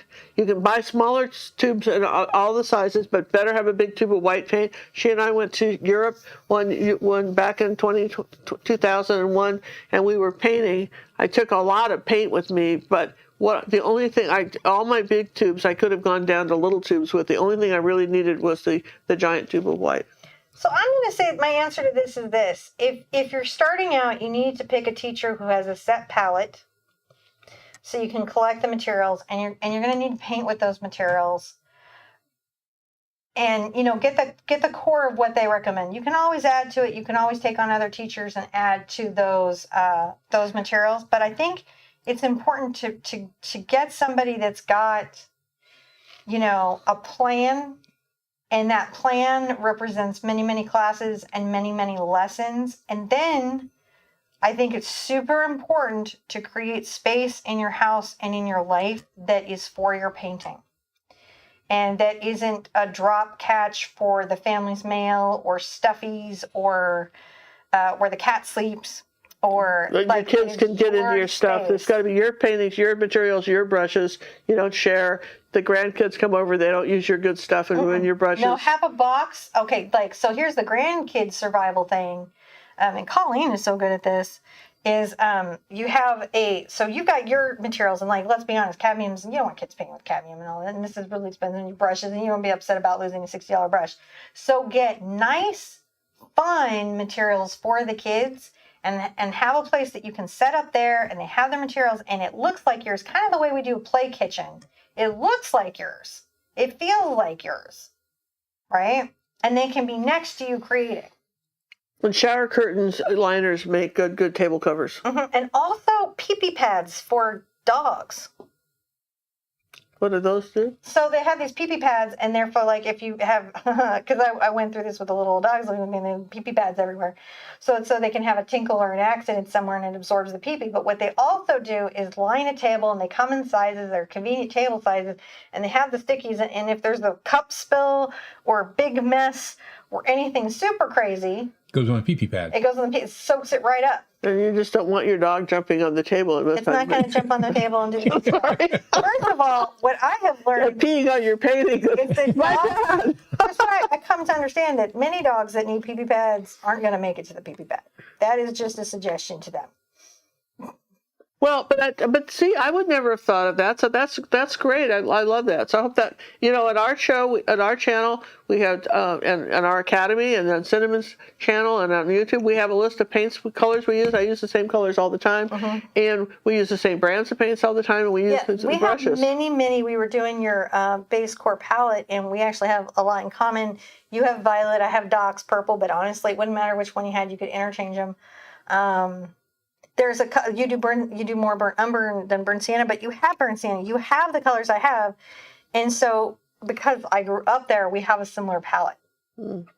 So you have a few more colors than I have. In some of my earlier videos, I had a lot of dioxazine purple, but what I discovered was that color has a glare to it until you varnish it.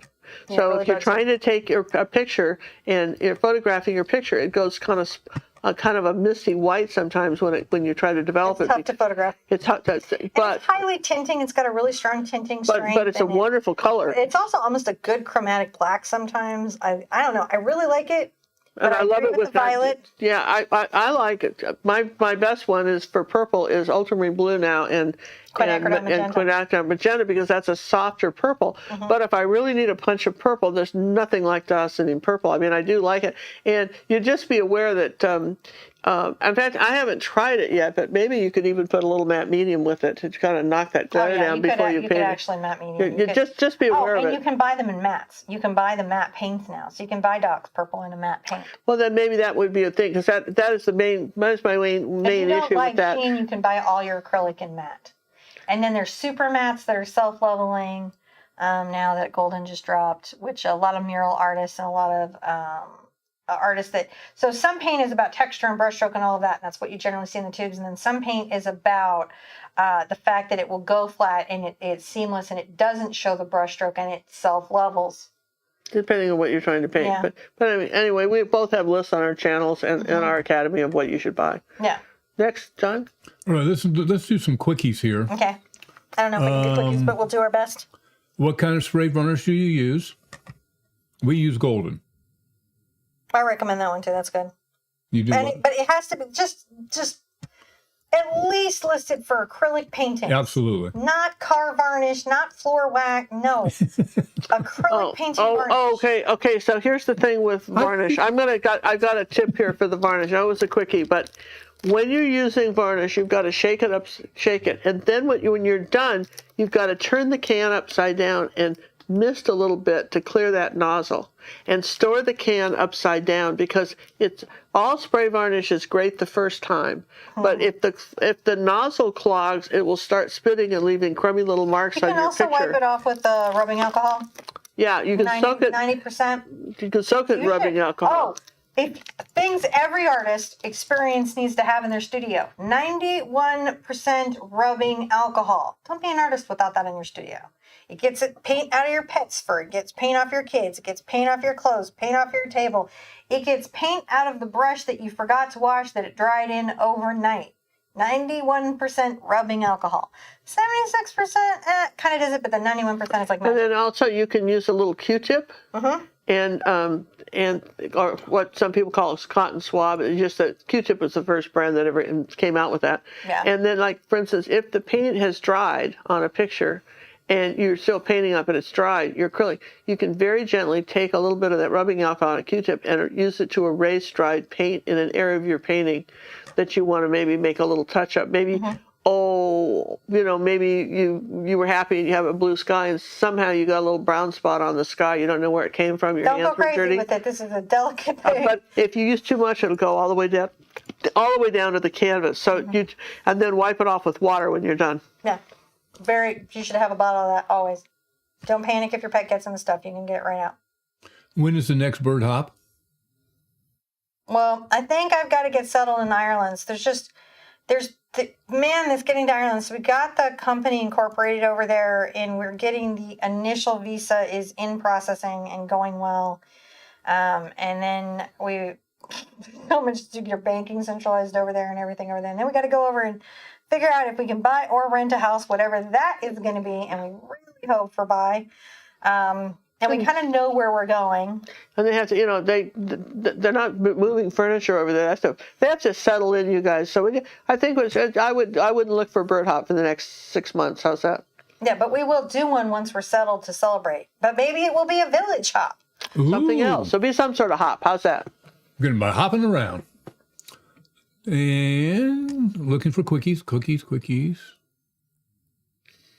Cinnamon, how long do you think you'll be off of YouTube while you're getting settled?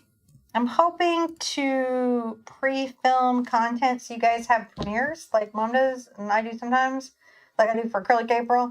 I'm hoping to get it pre-filmed so I'm not off for very long. John created a new mobile system. We've killed one. Got another one. And I think we actually won't be down for too long, like from live streams. I don't think it'll actually be too bad. Because have the store open and everything. That's right. And remember, they've got this great new store that they're opening. This is so key. One of the major things that we as artists, not just what materials to buy, where to buy them. And Cinnamon and John are opening an art store. Online, and the prices will be better than anything you can get anywhere, and there'll be all the materials that they use, and soon all the materials that you use with your own special store. We'll have a little sister store that's connected to theirs for just the materials wouldn't we it be use. A mother store? Mm-hmm. Well, she had some other stores, so we would be the what? step child. I don't know. orphan. We'll have some sort of store, right? And, Just keep being the queen. I think you like that. and yeah, and Queen so store, I don't know. Queen Store. But anyway, The Queen so Store. but the idea is that everything's gone very expensive for all of us. I mean, one of the reasons we keep using paint over and over again because it is expensive, and we don't want to waste it. We know it's everybody's trying to save money. We want to be able to make it where You can our save money. communities of artists, both her community and mine, all of you guys out there. And this is going to let us do things like custom make brushes. If we get this going, it goes well, Mom's store is going well, we can then take her to go custom make brushes, Big plans. custom kits of paint. But we got to get the initial one out. We got to get the first 5,000 products to you. It's actually 500 or 900. The first initial 900, because you have to get permission from everybody to sell their stuff. It's just extraordinary. And then initially it's going to be North America. Now, one of the nice things about the relocation to Ireland is that allows us to, and the business being registered in Ireland, then we can have a more global partnership and then be able to ship elsewhere. And so we're going to be able to help everybody. And we're working on figuring out how to get South America and Canada. Yeah, there you go. What is your favorite brand of gold paint? I have strong opinions on this. What? Go for it. I don't have a favorite brand. Golden Artist Colors Micro Fine Gold. And then I actually don't. I think the Holbein Gold Gesso is much better than the Daniel Smith Gold Gesso. Oh, I do too. We do too. All right. Yeah, Holbein Gold Gesso. That's And gorgeous for paint, stuff. it's the Golden Artist Colors Micro Fine. And the reason it is that they do a very special coat and treatment on it that prevents any oxidization because they use a real metal. Ooh, cool. Yeah, that's really high quality, highly pigmented, and it comes in it comes in their high flow, and it comes in their fluid, and it comes in their heavy bodied. All the flavors. Ginger, will you be doing the water rock that's in the auction for the Academy larger? I could, and I'm not against doing that. If We'll probably do people would something like very it, we'll similar do to some it. version of that because absolutely, because that's a neat picture, isn't it? I would love to do that. But we have all the paintings between now and January 10th have been done.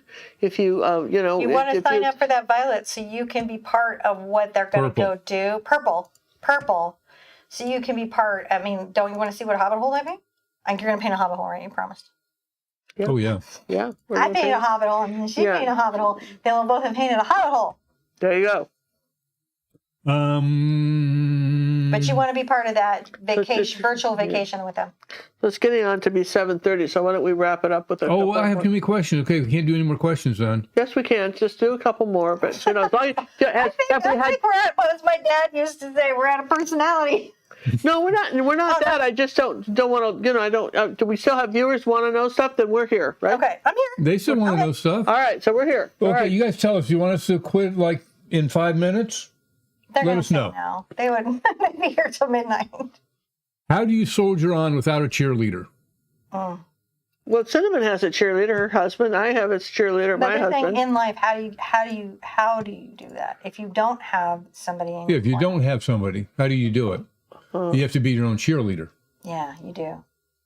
Well, you might start off with starting with the journal and what we call an appreciation journal, and write some things out every night about what you appreciate about yourself and your body and your art. and your art. Just write an appreciation journal about yourself and you know what I mean? And then if there's other people in your lives, you can give them a page too. But maybe just you could be your own cheerleader by realizing there's wonderful things about yourself. Write them down. Don't just say them. Write them down. I have a tool for that. We call it the leap. So to do that, you need to listen to yourself. You got to get inside and pay attention to what that inner dialogue is. And if you have an inner troll, you're going to need to start silencing them. And to do that, you then need to do the E in the leap, where you're going to empathize with yourself. You're going to have empathy for whatever your circumstances are. Maybe you just went through a major medical event and your mobility is low, or maybe you're going through a time of stress and it's hard to find your creativity. You have to learn radical empathy for yourself, the kind that you would give to somebody that you love with your whole heart. And then you need to A in the leap. You need to accept where you are today. Right? No, it's not where you're going to be tomorrow, and it's not where you were today. Accept the painting that you're doing today and not get frustrated in the painting you thought it might be, and, you know, all those expectations. And then you need to be present. Okay. And present means don't live in past painting experiences or failures or fears or expectations. And don't live in future paintings. Be in this painting right now. That's excellent. And more letters? Was that it? I guess P, so. again, paint. Okay. P. We do Leapp because you got to still paint. Well, yeah. I mean, and then also, I know it's a little proud you know, thing, and here's a. Yeah, that's a good way to be your own cheerleader, because ultimately, you got to kick the trolls to the curb, man. You have to. If you're the troll, so troll is like somebody that just causes grief for no purpose, no reason. It's not a valid complaint. It's just about tearing things down. And there are people in our lives that are trolls, but sometimes we're the troll, and you have to figure out how to silence that and learn to speak nicer and kinder to yourself. and here's a kind of a radical thing you might try doing. Some of you might try doing. I found this was very helpful for me, and I was such shocked because people consider me a very positive person. Some would say I am too, but I read. I think I heard, you know, that one of the things you could do is you could have a little piece of paper, you know, about the size of this this card, something like that, some little note papers, and what I want you to do is I want you to deactivate a thought. So you say, I intend to deactivate the thought that I suck as an artist, and then fold that in half and put it in a bag or a box. That's your deactivation box. And then every time, the minute you have that thought, get out that notebook. And I intend to deactivate the thought that, blah, whatever that is. I intend to deactivate. And I was shocked at how many negative thoughts went through my mind a second. I mean, when I did this for the first 2 months, I was filling up boxes and deactivating the thought. They were all new ones too. And then finally get down to the point where I had much fewer of those because I Be mindful of that. because those were then deactivated. I think it also helps to add to that journaling thing where you then go through and say, I activate the thoughts and feelings of success and worthwhileness in my art. Yes, that's another one. Yes. I don't pursue creativity. Creativity flows to me like a river. Imagination and creative ideas are downloaded to me straight from source, and I am simply an expression of them. Well, I love that one. That could almost be a bumper sticker. See, there you go. Do people still do bumper stickers? Or they like their cars? Cars have gotten so expensive, you don't dare put a bumper sticker You know what? on it. Yeah, they do. And much like social media, I don't need to know. First of all, don't put the whole, like, this is my family, like the mom and the dad and the 3 kids and the 4 dogs. Because I'm like, if anyone is going to break in your house, they know this itinerary. I just want to scrape them off the back of the window. They don't need to know about your dog. Only going to be a surprise. Okay. All right, we got off topic. All right, what else you got, John? These are crazy things, I think, in line at Starbucks. Can we use acrylic gouache on Cinnamon's paintings? Mm-hmm. You use gouache or acrylic gouache on my paintings. You have the challenges of gouache with blendability. It's a little bit harder, and there's the drying time and everything, but absolutely, and there's really nothing you can't do with gouache. Whether it's traditional gouache or acrylic gouache. What techniques would you recommend for using acrylic inks? I'm thinking of trying some. So many. Well, first of all, alcohol resists, back to that 91% alcohol that we told you to buy earlier. Get that out in a dropper and those acrylic inks and go to town and watch those things go crazy, go splatter, and it's going to go. Acrylic inks are also fun, and there's if you do any paint pouring, if you ever see any videos on doing paint pouring, acrylic inks actually are nicer in the in string gels and in pouring mediums than actual paint, because and depending on how much you put in, so that can be fun with that too. I like acrylic inks for if I need to do a very fine line, I'll use a dagger brush or something like that. And I want a brown, like a light brown, a dark brown, and a white, and a black, and acrylic inks. Another thing you do is get a quill pen and load it, like old-timey quill pen, and load it in the ink, and then do crazy little lines on your painting with that weird old quill pen. Yeah, and they actually make acrylic ink pens. I haven't done that much with them, but I have a few. I have like a little box of acrylic inks and flows. You see what I mean? And just this would be this. This is, well, that's your thinner. Where's your inks? I don't know, but I have some. Yeah, somewhere. here's an ink. There's ink. There's ink. Yeah, so Hold I it guess up. I if you don't could- have you down there. Sorry. Yeah. So I mean, it's not that we don't have them, but they're very nice for details and fine lines. Oh, and you can put them in a fine liner, the little bottle with the little needle coming out. You can put them in the fine liners and put out little beads with them. There's a lot you can do. Holbein makes a really good series of refillable pens with roller balls in them that you can change out the colors and custom mix in.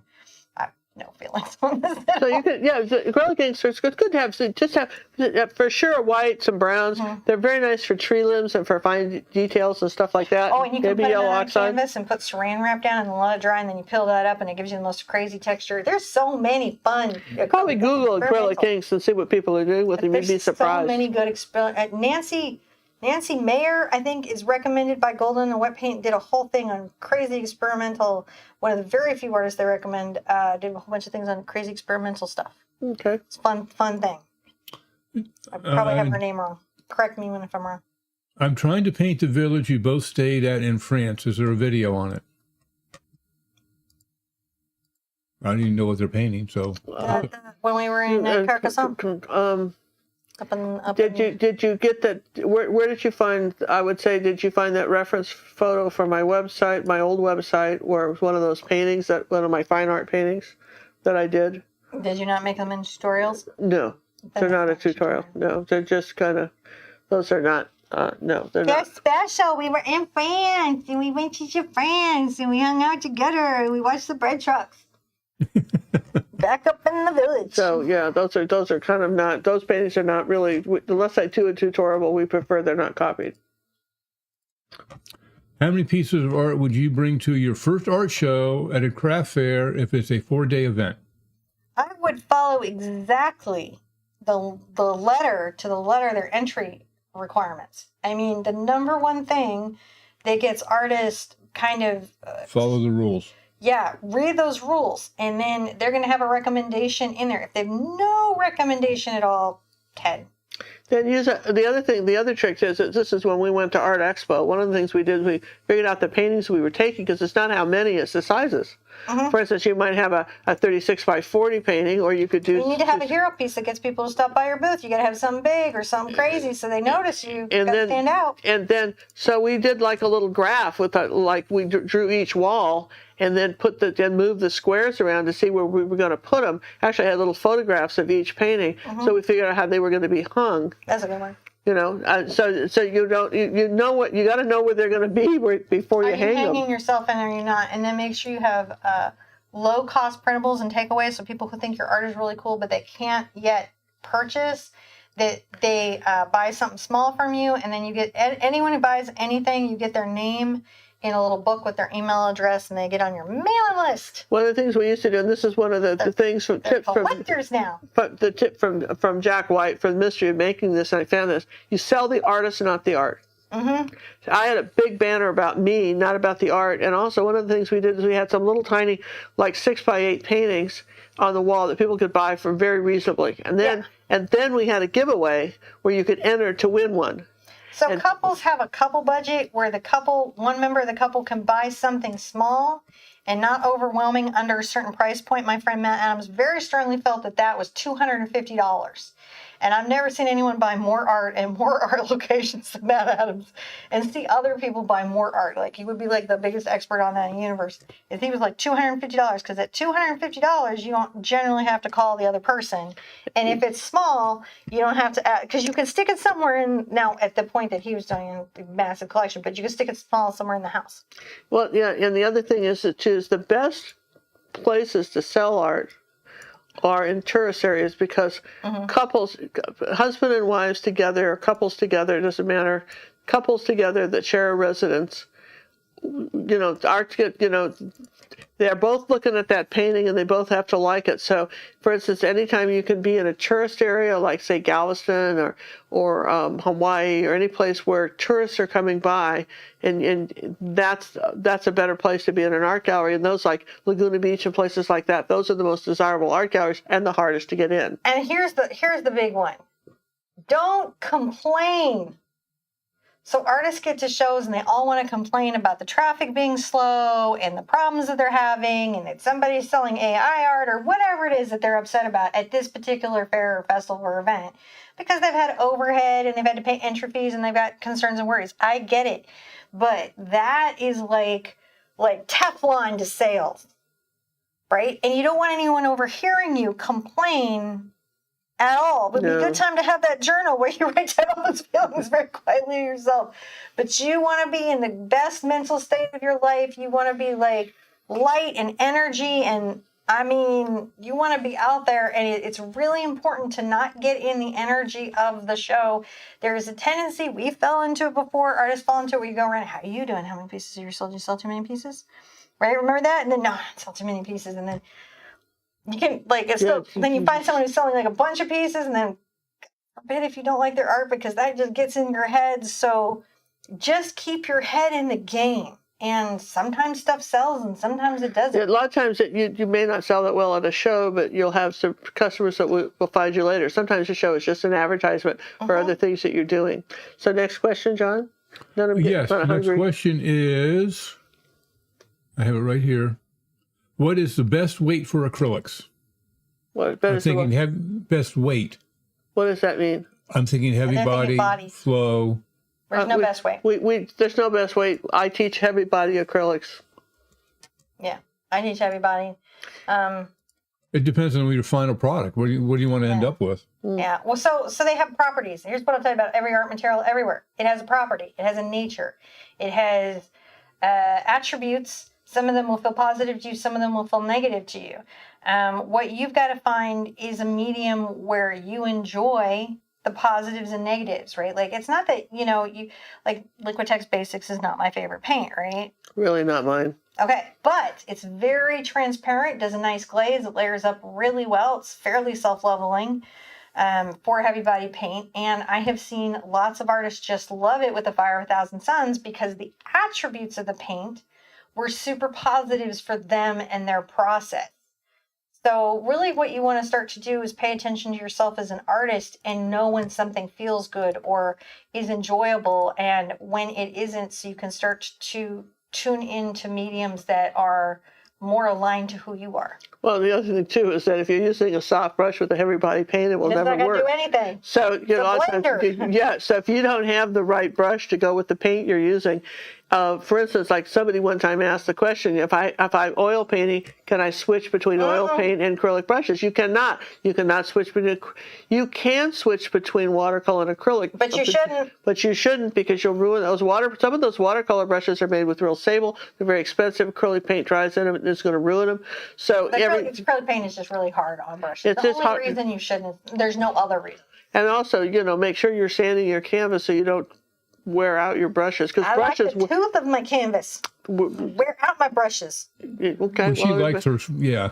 See, I had that discussion when she gave me the canvas to use the other night. I go, I love those classic cottons from Art Alternatives. I love those classic cottons from Art Alternatives. I don't want to. Yeah. Anyway, all right. So let's find out what preferences. Those is preferences. This is what everybody has preferences, but like you sometimes eat liver.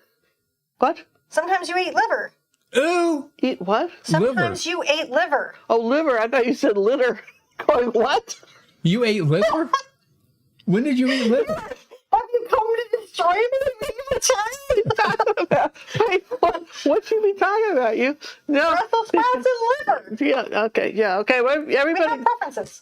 Everybody has preferences. But here's the thing. If you're following a tutorial, for instance, like this, you're doing it this little 8x10 canvas, right? If you make sure that if you're going to do it bigger, you do it this side. Don't try to do the painting like this.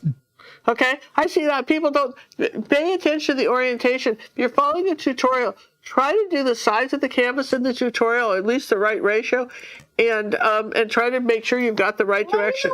Do squares, because it just keeps them from falling into that trap, because no matter how you size it up or down. We like to challenge our members. We do. All right, so let's do a final question, John, because a final question. And then we have to do the call to action, and then we'll go. Yes. We still have to do the drawing too.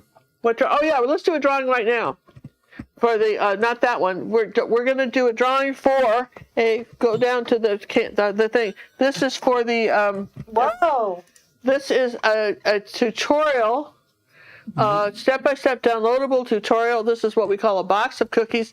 Even if you're a beginning painter and you may not be up to the level to paint this is a great video to watch. You're going to learn a lot from it. You may not be ready today to paint it, but And this is we have this. We're going to be giving away 2 downloadable lessons for this that you can just download and own forever. $65 value.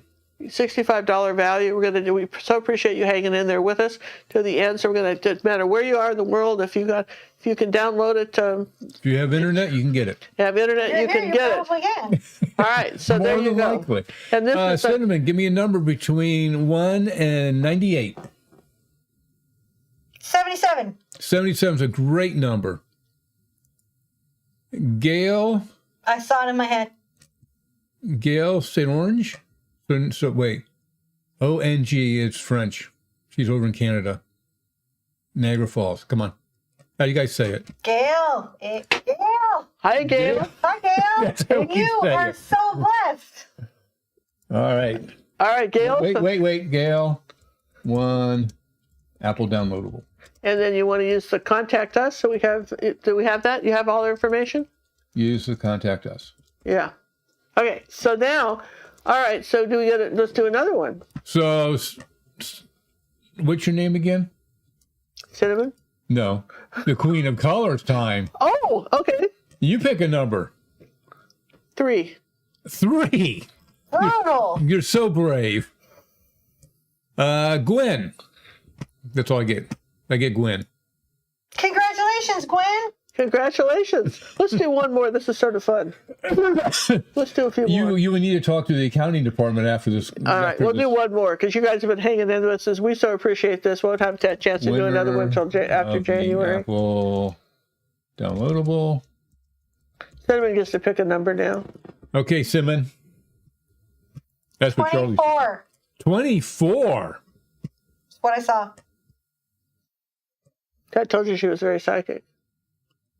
That's Elizabeth Neely.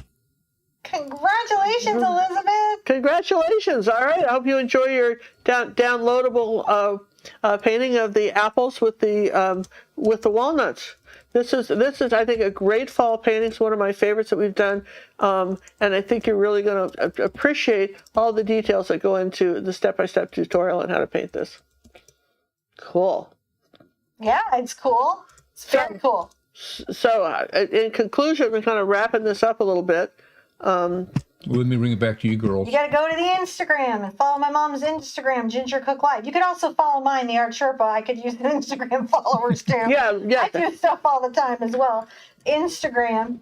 You're going to need to go by the Facebook page. Not Mom's personal page, but the Facebook page. There'll be coupons, there'll be stuff. We'll give Mom lots of reasons to put stuff on there. Mom's going to be dropping content, but working with John, he's going to be releasing stuff to you.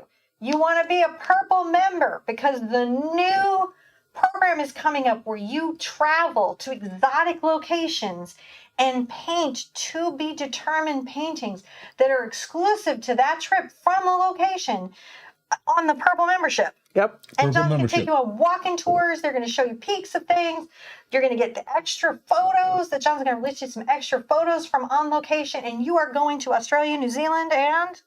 Well, but this trip, and then we're back to Europe next summer. Yeah, they're going to do this from Doing now on. Norway, I think it's a really good idea. Iceland, all Norway, Europe. Iceland, the north part. yeah, and we're even the Arctic Circle. We're going to be doing. We'll be in Holland. We'll be in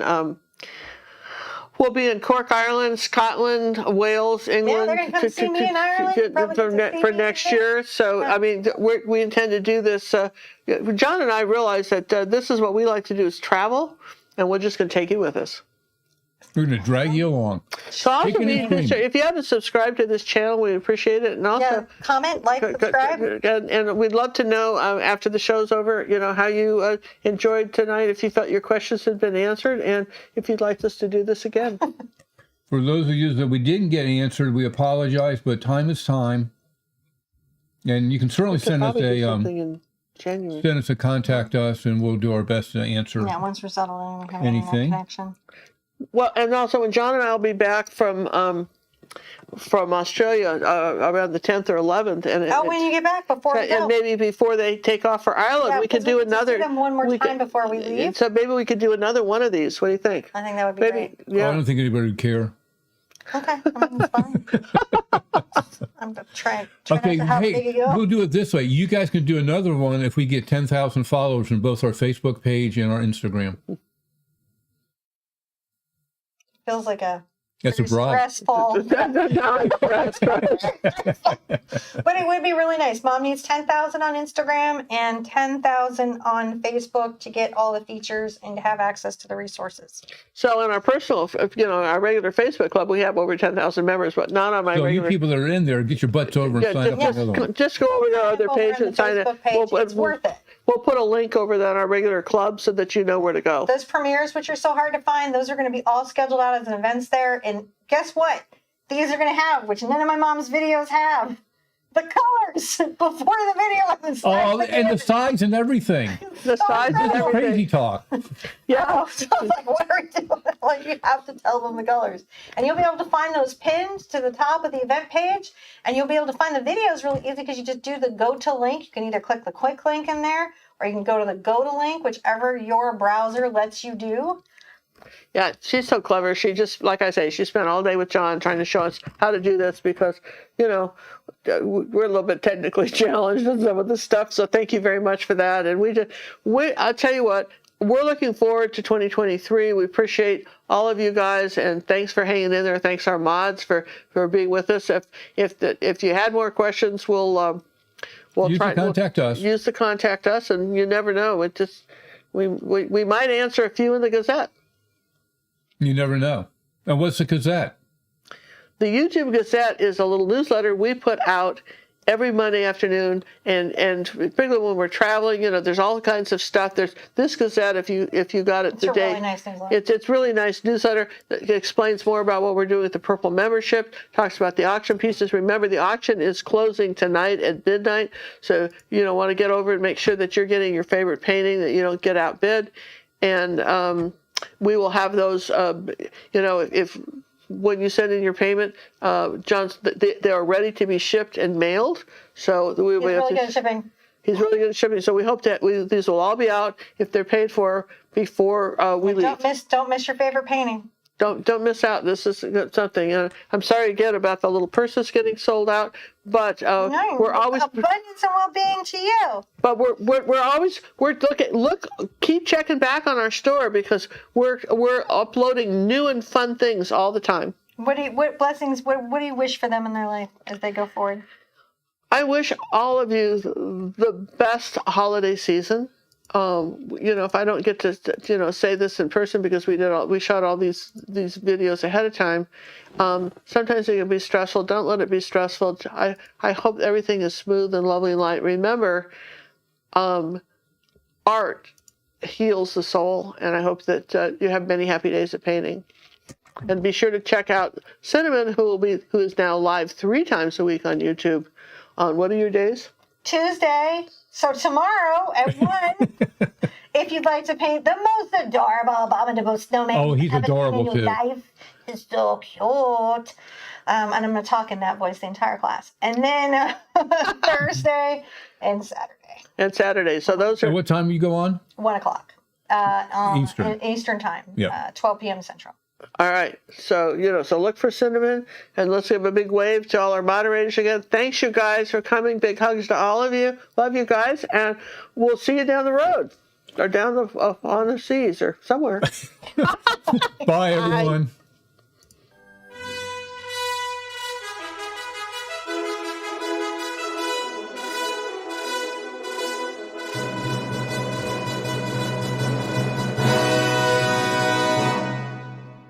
Ginger Cook, the queen of color, with a blazing brush at the speed of light, and a blank canvas, and a hearty yes and yes. The queen of color, Ginger Cook, and her sidekick, John Little, teach you to paint with acrylics.